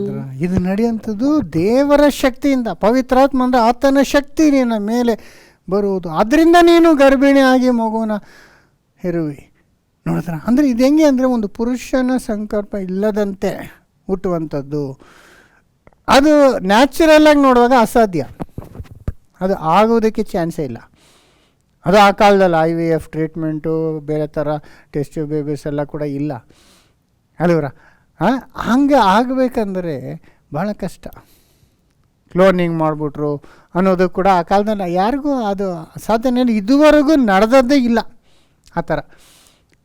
ಆದರೆ ದೇವರು ಆ ಕಾರ್ಯವನ್ನು ನಿನ್ನಲ್ಲಿ ನೆರವೇರಿಸೋಣ, ತನ್ನ ಆತ್ಮದಿಂದ ಶಕ್ತಿಯಿಂದ ನೀನು ಗರ್ಭಿಣಿ ಆಗುವಿ ಅನ್ನುವಾಗ ನಮಗೇನು ಗೊತ್ತಾಗತ್ತಂದರೆ, ನಮ್ಮ ಸಿಚುವೇಶನ್ನು, ನಮ್ಮ ಸ್ಥಿತಿ ಅದು ಅಸಾಧ್ಯ ಅನ್ನುವಂಥ ಪರಿಸ್ಥಿತಿ ನಾವಿದ್ದರೂ ದೇವರು ಅದನ್ನು ಮಾಡುವಂಥವನಾಗಿದ್ದಾನೆ. ದೇವರಿಗೆ ಅಸಾಧ್ಯವಾದದ್ದು ಯಾವುದೂ ಇಲ್ಲ ಅಲ್ಲವರ. ಇದನ್ನು ನಾವು ಎಷ್ಟು ಚೆನ್ನಾಗಿ ನಾವು ವಾಕ್ಯದಲ್ಲಿ ತಿಳ್ಕೊಳ್ಬೋದು. ಯಾಕಂದರೆ ಆತನೇ ಸೃಷ್ಟಿಕರ್ತ, ಆತನ ಏನು ಬೇಕಾದ್ರೆ ಮಾಡ್ಬೋದು. ಯೆರೆಮೀಯ 32:27, ಇಗೋ ನಾನು ಯೆಹೋವನು, ನರಪ್ರಾಣಿಗೆಲ್ಲ ದೇವರು, ನನಗೆ ಅಸಾಧ್ಯವಾದದ್ದುಂಟೋ. ಏನ್ರಿ, ನಾನು ನರಪ್ರಾಣಿ ಎಲ್ಲರಿಗೂ ದೇವರಾಗಿದ್ದೇನೆ, ನನಗೆ ಅಸಾಧ್ಯವಾದದ್ದು ಏನೇನಿದೆಯಾ ಇಲ್ಲರ. ಅವರೆಲ್ಲ ಮನುಷ್ಯರನ್ನ ಹುಟ್ಟಿಸಿರೋಂಥ ಸೃಷ್ಟಿಕರ್ತ. ಆತನು ಹೆಂಗೆ ಬೇಕಾದ್ರೆ ಏನು ಬೇಕಾದ್ರೆ ಮಾಡ್ಬೋದಲ್ಲ. ಆತನ ಸ್ತ್ರೀದಾಗಿ ಮಾಡಿದ್ದಾನೆ, ಪುರುಷನ ಹಿಂಗೆ ಮಾಡಿ ಆ ಪುರುಷನಿಂದ ಒಂದು ಬೀಜ ಬರುವಂತೆ ಮಾಡಿ, ಅದು ಸ್ತ್ರೀ ಒಳಗಿರುವಂಥ ಮೊಟ್ಟೆ ಒಳಗೆ ಸೇರಿ ಅವರು ಗರ್ಭಿಣಿ ಆಗುವಂತೆ ಆ ಸ್ತ್ರೀಗೆ ಆ ಗರ್ಭವನ್ನು, ಆ ಗರ್ಭಕೋಶವನ್ನು ಸೃಷ್ಟಿ ಮಾಡಿದಂಥವನು, ಪುರುಷನ್ನು ಆ ರೀತಿ ಸೃಷ್ಟಿ ಮಾಡಿ, ಎಲ್ಲ ದೇವರಲ್ಲ, ಆ ದೇವರೇ ಎಲ್ಲನೂ ಮಾಡಿರುವಾಗ ಆ ದೇವರಿಗೆ ಬೇರೆ ರೀತಿ ಮಾಡೋದಕ್ಕೆ ಸಾಧ್ಯವಿಲ್ವಾ? ಎಷ್ಟು ಸುಲಭದ. ಅದೇ ಆತನು ಸೃಷ್ಟಿಕರ್ತ. ಮನುಷ್ಯನ ಮಾತ್ರ ಅಲ್ಲ, ಜಗತ್ತೆಲ್ಲ ಆತನೇ ಸೃಷ್ಟಿ ಮಾಡೋಂಥ ದೇವರಿಗೆ ಅಸಾಧ್ಯವಾದದ್ದು ಯಾವುದಿದೆ ಅಂತ 17ನೇ ವಚನದಲ್ಲಿ ಹೇಳ್ತಾರೆ ನೋಡಿ. ಅದೇ ಅಧಿಕಾರ. ಎಲೆ ಕರ್ತನಾದ ಯೆಹೋವನೇ, ಆಹಾ, ನೀನು ಭುಜವನ್ನೆತ್ತಿ ನಿನ್ನ ಮಹಾಶಕ್ತಿಯಿಂದ ಭೂಮ್ಯಾಕಾಶಗಳನ್ನು ಸೃಷ್ಟಿಸಿದ್ದಿ. ಯಾವ ಕಾರ್ಯವೂ ನಿನಗೆ ಅಸಾಧ್ಯವಲ್ಲ. ಯಾವ ಕಾರ್ಯವೂ ನಿನಗೆ ಅಸಾಧ್ಯ. ಭೂಮಿನೇ ಸೃಷ್ಟಿ ಮಾಡೋಂಥ ದೇವ್ರು ನೀನು. ಅದನ್ನು ದೇವದೂತ ಮರಿಯನಿಗೆ ಹೇಳ್ತಾನೆ. ದೇವರು ಹಂಗೆ ಪರ್ಟಿಕಲ್ ಆಗಿಟ್ಟರು, ಒಂದು ಕನ್ಯಾ ಸ್ತ್ರೀನೇ ಮಗನನ್ನು ಹೆರಬೇಕಂತ. ಯಾಕೆ ಅಂದರೆ ಒಂದು ಪುರುಷನಿಂದ ಸಂಬಂಧದಿಂದ ಹುಟ್ಟಿದರೆ ಆ ಪುರುಷನು ಪಾಪಿ ಅಲ್ವಾ, ಎಲ್ಲ ಮನುಷ್ಯರು ಪಾಪಿಷ್ಠರಾಗ್ಬಿಟ್ರಲ್ಲ, ಪರಿಪೂರ್ಣತೆ ಇಲ್ಲದವರಲ್ಲ. ಆಗ ಆ ಪುರುಷನೇನುವಂಥ ಪಾಪ ಸ್ವಭಾವ ಕೂಡ ಮಗುಗೆ ಬಂದ್ಬಿಡುತ್ತಲ್ಲ. ಅದನ್ನು ಅವಾಯ್ಡ್ ಮಾಡೋಕ್ಕೋಸ್ಕರನೇ ನೀನು ಯಾವ ಪುರುಷ ಸಂಬಂಧದಿಂದ ನೀನು ಗರ್ಭಿಣಿ ಆಗೋದಿಲ್ಲ, ಪರಿಶುದ್ಧಾತ್ಮದಿಂದ ನೀನು ಗರ್ಭಿಣಿ ಆಗ್ತೀಯ. ಯಾಕಂದರೆ ಆ ಪುರುಷ ಸಂಬಂಧದಿಂದ ಹುಟ್ಟದಂಥವನು ಅವನು ಪಾಪಿ ಆಗಿಬಿಡ್ತಾನೆ. ಯಾಕಂದರೆ ತಾಯಿ ಗರ್ಭದಲ್ಲೇ ನನ್ನನ್ನು ಪಾಪದಿಂದನೇ ನನ್ನ ತಾಯಿ ಗರ್ಭ ಧರಿಸಿದ್ದಾಳೆ ಅಂತ ದಾವೀದ ಹೇಳುವ ಪ್ರಕಾರ ನಾವು ಆ ತಂದೆಯ ಆ ಒಂದು ಜೀನ್ಸು ನಾವು ಪಡ್ಕೊಂಡು ಹುಟ್ಟಿದ್ರಿಂದ ನಾವು ಪಾಪಿಗಳೇ, ಎಲ್ಲರೂ ಪಾಪಿಗಳೇ. ಆದರೆ ಹಂಗೆ ಆಗೋದನ್ನು ತಪ್ಪಿಸಬೇಕಾದ್ರೆ ಅವನು ಪುರುಷರಿಂದ ಪಾಪಿ ಮನುಷ್ಯನಿಂದ ಹುಟ್ಟಬಾರ್ದು. ಇದು ಒಂದು ದೇವರು ಕೊಟ್ಟಂಥ ಒಂದು ದೊಡ್ಡ ಒಂದು ಸೈನ್. ಐಸಾಯನಲ್ಲಿ ಒಂದು ಕನ್ಯಾ ಸ್ತ್ರೀ ಗರ್ಭಿಣಿಯಾಗಿ ಮಗುನು ಹೇಳುವಂತಲೇ ಹೇಳ್ಬಿಟ್ರು. ಅದು ಮಾತ್ರ ಅಲ್ಲ, ಆದಾಮ ಅವ್ವ ಪಾಪ ಮಾಡಿದ ನಂತರ ಅವರಿಗೆ ಫಸ್ಟ್ ಕೊಟ್ಟಂಥ ನಿರೀಕ್ಷೆ, ಈ ಒಂದು ಶಾಪ ಕೊಡ್ತಾರಲ್ಲ ಒಬ್ಬೊಬ್ರಿಗೆ ಶಾಪ ಹೇಳ್ಕೊಂಡು, ಆ ಶಾಪ ಕೊಡೋದಕ್ಕೆ ಮುಂಚಿತವಾಗಲೇ ಆ ಸರ್ಪನಿಗೆ ಶಾಪಿಸುವಾಗ ಒಂದು ಮಾತು ಹೇಳ್ತಾರೆ, ಅದು ಇಲ್ಲಿ ನೆರವೇರ್ತಾ ಇದೆ ಮೇರಿನಲ್ಲಿ ನೋಡಿ. ಅದೇ ಆದಿಕಾಂಡ 3ನೇ ಅಧ್ಯಾಯ 15ನೇ ವಚನದಲ್ಲಿ ನಾವು ನೋಡ್ಬೋದು ದೇವರು ಸರ್ಪಕ್ಕೆ ಹೇಳಿದಂಥ ಮಾತು. ನಿನಗೂ ಈ ಸ್ತ್ರೀಗೂ ನಿನ್ನ ಸಂತಾನಕ್ಕೂ ಈ ಸ್ತ್ರೀಯ ಸಂತಾನಕ್ಕೂ ಹಗೆತನವಿರುವ ಹಾಗೆ ಮಾಡುವೆನು. ಈಕೆಯ ಸಂತಾನವು ನಿನ್ನ ತಲೆಯನ್ನು ಜಜ್ಜುವುದು, ನೀನು ಅದರ ಹಿಮ್ಮಡಿಯನ್ನು ಕಚ್ಚುವಿ ಎಂದು ಹೇಳಿದನು. ನೋಡಿದ್ರ ಇಲ್ಲಿ ಎಷ್ಟು ಚೆನ್ನಾಗಿ, ನಿನ್ನ ಸಂತಾನಕ್ಕೂ ಸ್ತ್ರೀಯ ಸಂತಾನಕ್ಕೂ ಹಗೆತನ ಇರೋದು, ಆ ಸ್ತ್ರೀಯ ಸಂತಾನ ನಿನ್ನ ತಲೆಯನ್ನು ಜಜ್ಜುವುದು. ಅಲ್ಲಿ ಸ್ತ್ರೀಯ ಸಂತಾನ ಅಂದರು. ಈಗ ಸ್ತ್ರೀ ಹೆಂಗೆ ಸಂತಾನವನ್ನು ಪಡೆದುಕೊಳ್ಳುತ್ತೆ? ಅದು ಪುರುಷನ ಸಂತಾನ ಆಗಿರಬೇಕಲ್ಲ, ಪುರುಷರಿಂದ ತಾನೇ ಆ ಒಂದು ಲೈಫ್ ಬರೋದು. ಸ್ತ್ರೀ ಬಂದು ಒಂದು ಭೂಮಿ ಥರ ಅದಕ್ಕೆ ಬೇಕಾದ ಪ್ರೋತ್ಸಾಹನ ಕೊಟ್ಟು ಬೆಳೆಸುವಂಥದ್ದು ಒಂದು ನೆಲ, ಭೂಮಿ ಥರ. ಆದರೆ ಬೀಜ ಹಾಕಿರ್ತಾನೆ, ಆ ಬೀಜ ತಾನೇ ಬೆಳೆಯುವುದು. ಅದು ಸ್ತ್ರೀಯರಲ್ಲಿ ಇಲ್ವಲ್ಲ. ಆದರೆ ಇಲ್ಲಿ ಸ್ತ್ರೀಯ ಸಂತಾನ ನಿನ್ನ ತಲೆಯನ್ನು ಜಜ್ಜುವುದನ್ನು ಬಂದಂಥ ಶಾಪ, ನಿನ್ನಿಂದ ಬಂತು, ಆ ಶಾಪನ ತೆಗೆದುಹಾಕುವಂಥವನು ಸ್ತ್ರೀಯ ಸಂತಾನ ಆಗಿರ್ತಾರೆ. ಆದರೆ ನಾವೆಲ್ಲ ಪುರುಷರಿಗೆ ಹುಟ್ಟಿರೋಂಥದ್ದು, ನಮ್ಮ ತಂದೆಗೆ ಹುಟ್ಟಿರೋಂಥವ್ರು ನಾವೆಲ್ಲರೂ. ಆದರೆ ಇಲ್ಲಿ ಆ ಒಂದು ಡಿಫ್ರೆನ್ಸ್ ತೋರಿಸ್ತಾ ಇದ್ದಾರೆ. ಪುರುಷ ಸಂಬಂಧವಿಲ್ಲದಂತೆ ಅನ್ನುವಾಗ, ಸ್ತ್ರೀಯ ಸಂತಾನ ಅನ್ನುವಾಗ, ಅದೇ ಮೇರಿ ಆ ಒಂದು ಕನ್ಯಾ ಸ್ತ್ರೀಯಾಗಿರುವಾಗ, ಆತಳು ಗರ್ಭಿಣಿಯಾಗಿ ಮಗುನ ಇರುವಾಗ ಅದು ಪುರುಷನಿಂದ ಹುಟ್ಟಂಥದ್ದಂತಲ್ಲ, ಸ್ತ್ರೀಯ ಸಂತಾನವಾಗಿತ್ತದು. ಅದು ಅಸಾಧ್ಯವಾದದ್ದು ಆಗಿತ್ತು, ನಡೆಯುವಂಥದ್ದು ಪ್ರಾಕ್ಟಿಕಲಿ ಪಾಸಿಬಲ್. ಆದರೆ ದೇವರ ಆತ್ಮದಿಂದ ಅದು ನಡೆಯಿತು.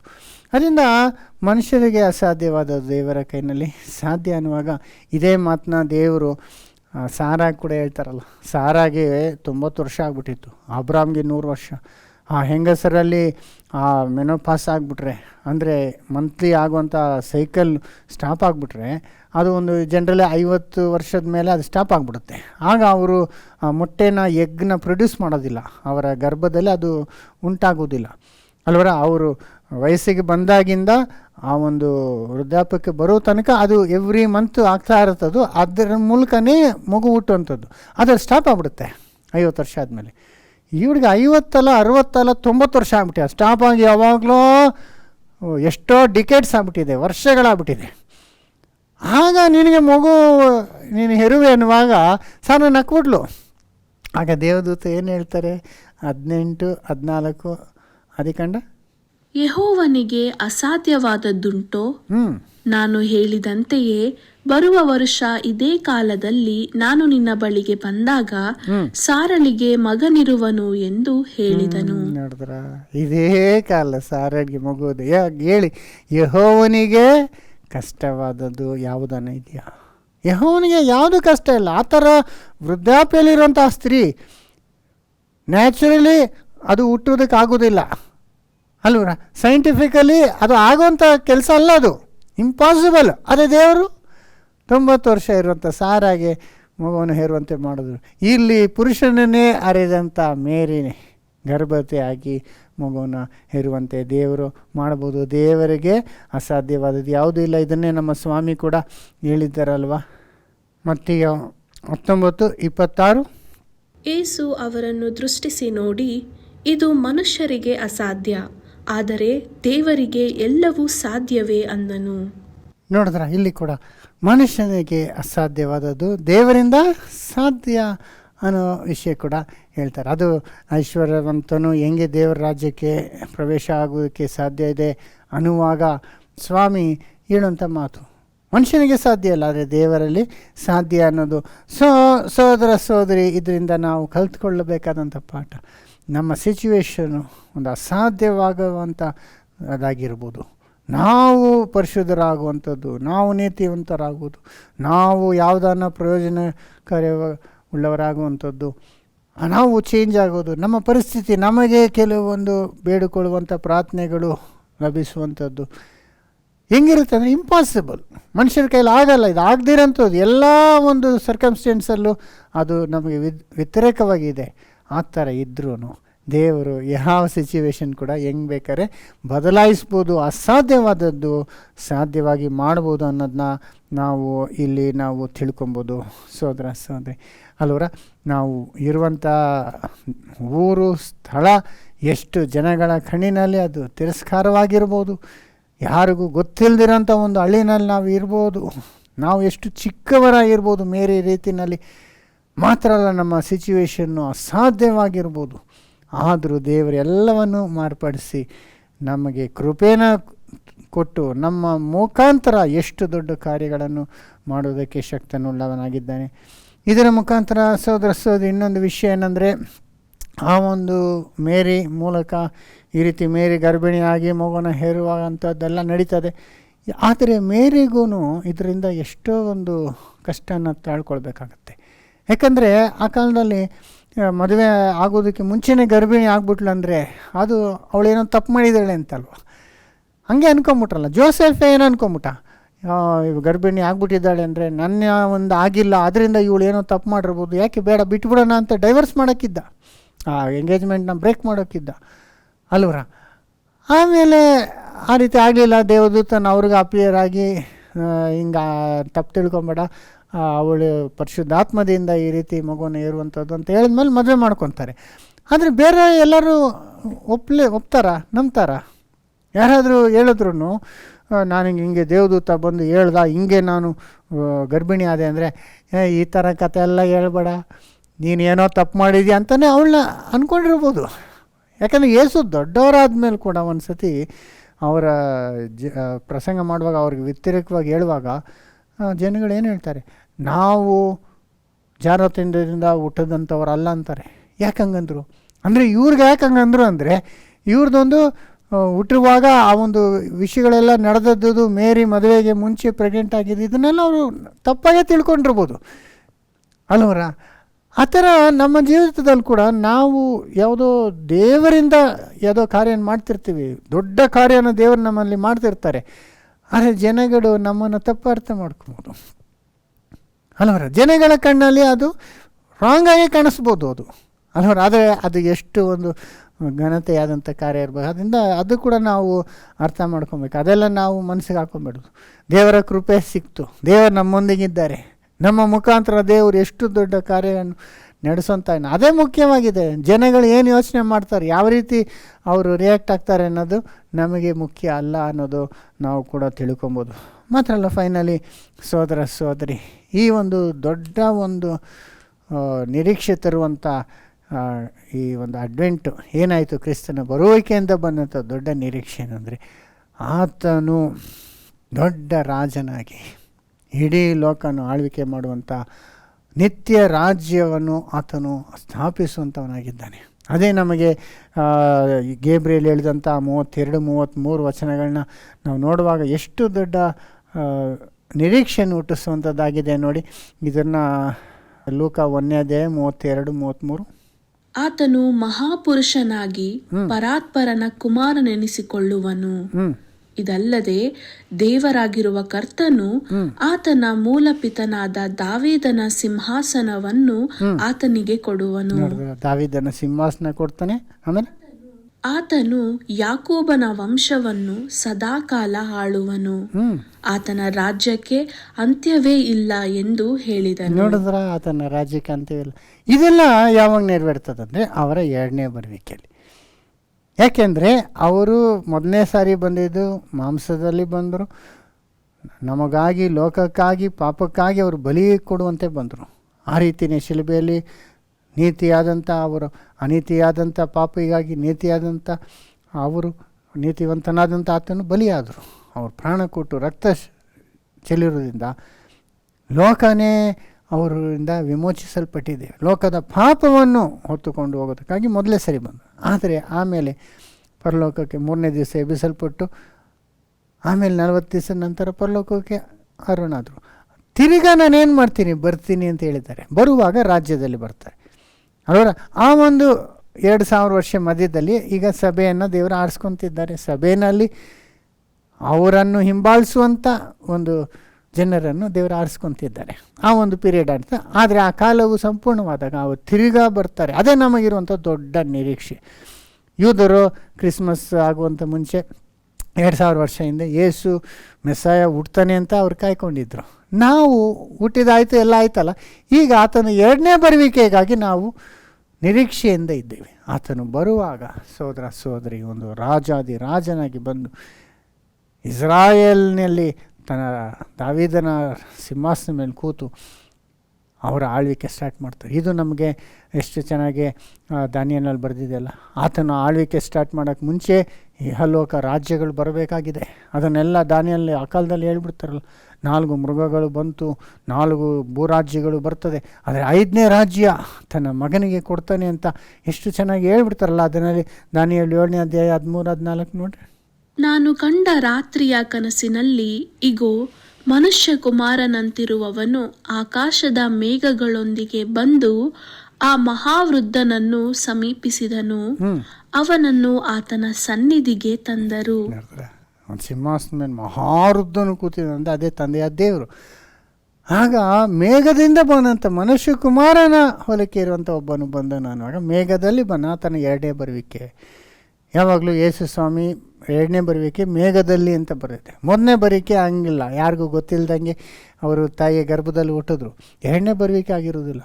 ಮಹಿಮೆಯಿಂದ ಆತನು ಮೇಘದಲ್ಲಿ ಬರುವಾಗ ಆಗ ಅವರಿಗೆ ಏನು ಕೊಡಲ್ಪಡ್ತು ನೋಡಿ. 14ನೇ ವಚನ. ಸಕಲ ಜನಾಂಗ ಕುಲಭಾಷೆಗಳವರು ಅವನನ್ನು ಸೇವಿಸಲೆಂದು ಅವನಿಗೆ ದೊರೆತನವು, ಘನತೆಯು, ರಾಜ್ಯವು ಕೊಡೋಣವಾದವು. ಅವನ ಆಳಿಕೆಯು ಅಂತ್ಯವಿಲ್ಲದ್ದು, ಶಾಶ್ವತವಾದದ್ದು. ಅವನ ರಾಜ್ಯವು ಎಂದಿಗೂ ಅಳಿಯದು. ಅಲ್ಲಿ ಗೇಬ್ರಿಯಲ್ಗೆ ಹೇಳಿದ್ರಲ್ಲ, ಅದೇ ಮಾತಿಲ್ಲಿ ಹೇಳ್ತಾರೆ, ಎಂದಿಗೂ ಅಳಿಯದಂಥ ಶಾಶ್ವತವಾದಂಥ ರಾಜ್ಯ ಆತನಿಗೆ ಕೊಡಲ್ಪಡುವುದು ಅಲ್ವರ. ಎಷ್ಟು ಚೆನ್ನಾಗಿ ಹೇಳ್ತಾರೆ ನೋಡಿ. ಇನ್ನೊಂದು ಸತಿ. ಸಕಲ ಜನಾಂಗ ಕುಲಭಾಷೆಗಳವರು ನೋಡಿ, ಸಕಲ ಜನಾಂಗ ಕುಲ ಭಾಷೆಯವರು, ಎಲ್ಲ ಭಾಷೆ ಮಾತಾಡೋಂಥವ್ರು. ತಮಿಳು ಇರ್ಬೋದು, ಕನ್ನಡ ಇರ್ಬೋದು, ಹಿಂದಿ ಇರ್ಬೋದು, ಅವನು ಇಲ್ಲ ಫ್ರೆಂಚ್ ಇರ್ಬೋದು, ಇಲ್ಲ ಆಫ್ರಿಕನ್ ಭಾಷೆ ಇರ್ಬೋದು, ಮುಸ್ಲಿಮ್ ಅರಬಿಕ್ ಭಾಷೆ ಮಾತಾಡಿ ಎಲ್ಲ ಭಾಷೆಯವರು, ಕುಲದವರು, ಜನಾಂಗದವರು, ಸಕಲ ಜನಾಂಗ ಕುಲಭಾಷೆಗಳವರು ಅವನನ್ನು ಸೇವಿಸಲೆಂದು ಅವನಿಗೆ ದೊರೆತನವು, ಘನತೆಯು, ರಾಜ್ಯವು ಕೊಡೋಣವಾದವು. ದೊರೆತನ, ಘನತೆ, ರಾಜ್ಯ ಎಲ್ಲ ಫುಲ್ ಪವರ್ ಅವ್ರಿಗೆ ಕೊಟ್ಬಿಡ್ತಾರೆ. ಇನ್ಫ್ಯಾಕ್ಟ್ ಐಸೈಲ್ ಹೇಳ್ತಾರಲ್ಲ, the government shall be upon his shoulders ಅಂತಾರೆ ನೋಡಿ. 9:6 ಐಸೈಲ್. ಒಂದು ಮಗು ನಮಗಾಗಿ ಹುಟ್ಟಿದೆಯಷ್ಟೇ, ವರದ ಮಗನು ನಮಗೆ ದೊರೆತನು. ಆಡಳಿತವು ಅವನ ಬಾಹುವಿನ ಮೇಲಿರುವುದು. ನೋಡಿದ್ರೆ, ಆಡಳಿತವು ಆತನ ಬಾಹುವಿನ ಮೇಲೆ ಇರುವುದು. ಗವರ್ಮೆಂಟ್ ಶಾಲ್ ಬಿ ಅಪಾನ್ ಅವರ ಆಡಳಿತ. ಈಗ ಆಡಳಿತ ಇಂಪರ್ಫೆಕ್ಟ್ ಮನುಷ್ಯರ ಕೈನಲ್ಲಿದೆ. ಪರಿಪೂರ್ಣತೆ ಇಲ್ಲದಂಥ ಮನುಷ್ಯರು. ಅವ್ರು ಎಷ್ಟೇ ಮಾಡಬೇಕಂದ್ರೂ ಮಾಡೋಕ್ಕಾಗ್ತಿಲ್ಲ. ಈಗ ಗೌರ್ಮೆಂಟ್ ಏನೆಲ್ಲ ಮಾಡ್ತಾರಲ್ವ, ನಮಗೆ ಪ್ರಜೆಗಳಿಗೆ ಏನಾಗ್ಬಿಟ್ಟಿದೆ, ಗೌರ್ಮೆಂಟ್ ಬಗ್ಗೆ ಫೆಡಪ್ ಆಗ್ಬಿಟ್ಟಿದೆ. ಯಾವ ಪಾರ್ಟಿ ಗೌರ್ಮೆಂಟ್ ಬಂದ್ರೂ ಪವರ್ಗೆ ಅವರು ಕರಪ್ಟ್ ಆಗಿಬಿಡ್ತಿದ್ದಾರೆ. ಅವರ ಕೆಲಸವನ್ನು ಕರೆಕ್ಟಾಗಿ ಮಾಡ್ತಿಲ್ಲ, ಒಂದು ಚಿಕ್ಕ ಕೆಲಸನೂ ಮಾಡ್ತಿಲ್ಲ ಎಲ್ಲ ಕಡೆ. ಅದರಿಂದ ಎಷ್ಟು ಜನಗಳಿಗೆ ಕಷ್ಟ ಆಗಿಬಿಟ್ಟಿದೆ ಅಲ್ವರೇ. ನೀತಿ ನ್ಯಾಯದಿಂದ ಆಳ್ವಿಕೆ ಮಾಡುವಂಥವ್ರು ಯಾರೂ ಇಲ್ಲ. ನಮ್ಮ ಪ್ರಧಾನಿ ಒಳ್ಳೆ ದಿನ ಬರ್ತದೆ ಅಂತ ಹೇಳ್ಕೊಂಡೆ ಅವರು ಭಾಳ ಪಾಪ್ಯುಲರ್ ಆಗಿಬಿಟ್ಟಿದ್ದಾರೆ. ಆದರೆ ನಿಜವಾಗ್ಲೂ ಸ್ಥಿತಿಗತಿಗಳು ನೋಡಿದ್ರೆ ಭಾಳ ಇನ್ನು ಕೆಳಮಟ್ಟಕ್ಕೆ ಹೋಗಿದೆ. ಆಗ ಮನಮೋಹನ್ ಸಿಂಗ್ ಇದ್ದಂಥ ಕಾಲದಲ್ಲಿ 55 ರೂಪಾಯಿ ಇತ್ತು $1. 55 ರೂಪಾಯಿಗೆ ಕೊಟ್ಟರೆ $1. ಈಗ 90 ರೂಪಾಯಿಗೆ ತನಕ ಬಂದ್ಬಿಟ್ಟಿದೆ.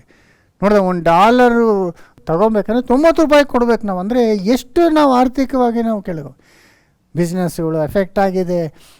ಎಲ್ಲ ಕಡೆ ಕರಪ್ಷನ್ನು, ಮೋಸ, ಲಂಚ ಹೆಚ್ಚಾಗ್ಬಿಟ್ಟಿದೆ ಗೌರ್ಮೆಂಟಲ್ಲಿ ಅಲ್ವರ.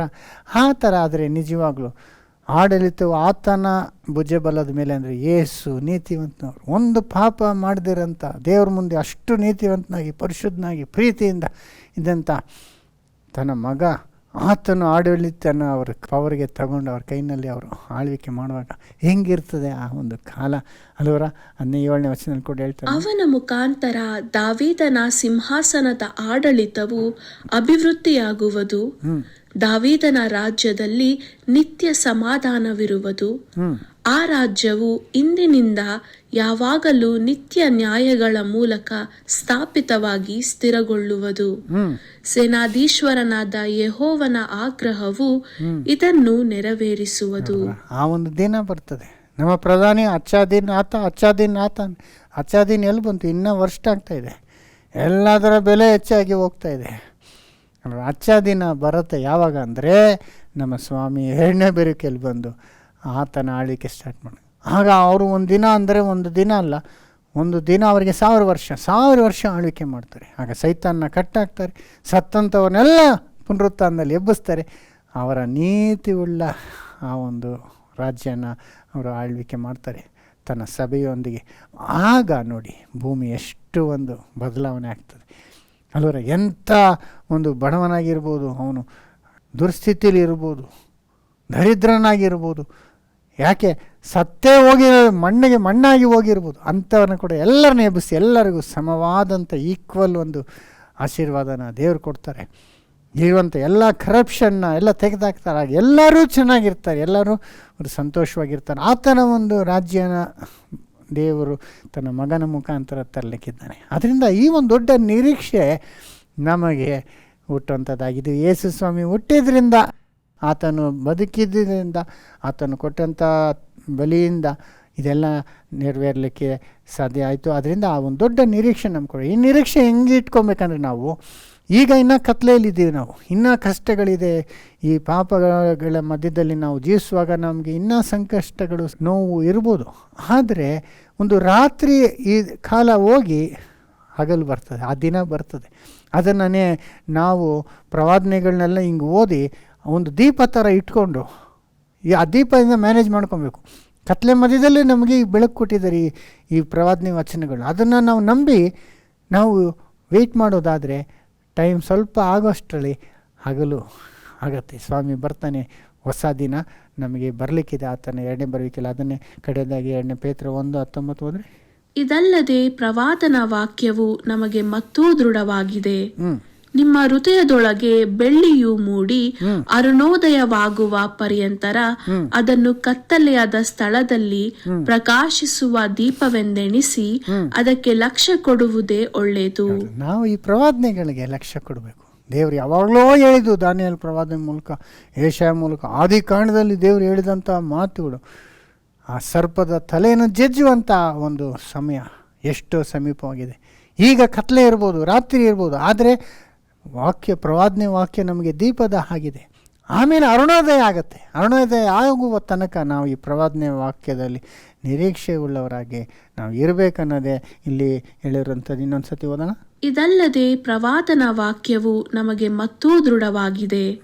ನಿಮ್ಮ ಹೃದಯದೊಳಗೆ ಬೆಳ್ಳಿಯು ಮೂಡಿ ಅರುಣೋದಯವಾಗುವ ಪರ್ಯಂತರ ಅದನ್ನು ಕತ್ತಲೆಯಾದ ಸ್ಥಳದಲ್ಲಿ ಪ್ರಕಾಶಿಸುವ ದೀಪವೆಂದೆಣಿಸಿ ಅದಕ್ಕೆ ಲಕ್ಷ್ಯ ಕೊಡುವುದೇ ಒಳ್ಳೆಯದು. ಏ ಸ್ವಾಮಿನೇ, ಆ ದೀಪ ನಮ್ಮಲ್ಲಿ ಅರುಣೋದಯ ಆಗುವ ತನಕ, ಆತನ ಎರಡನೇ ಬರುವಿಕೆ ಆಗಿ ಹೊಸ ದಿನ ಬರುವ ತನಕ ನಾವು ಪ್ರವಾದನೆಯನ್ನು ದೀಪದ ರೀತಿಯಲ್ಲಿ ಇಟ್ಕೊಂಡು ನಿರೀಕ್ಷಿಸ್ತಾ ಇರಬೇಕನ್ನೋದೇ ಸೋದರ ಸೋದರಿ ಈ ಮೊದಲನೆಯ ಅಡ್ವೆಂಟ್ ಒಂದು ಸಂದೇಶ. ಅದೇನೆಂದರೆ ದೇವರು ಯೇಸು ಮುಖಾಂತರ ನಮಗೆ ಕೊಟ್ಟಿರುವಂಥ ಈ ದೊಡ್ಡ ನಿರೀಕ್ಷೆ. ಈ ವಾಕ್ಯಗಳು ನಿಮಗೆ ಪ್ರಯೋಜನಕರವಾಗಿದೆ ಅಂತ ನಂಬ್ತೀನಿ. ಇದನ್ನು ನಿಮ್ಮ ಸ್ನೇಹಿತರಿಗೆ ಶೇರ್ ಮಾಡ್ಕೊಳ್ಳಿ. Thank you.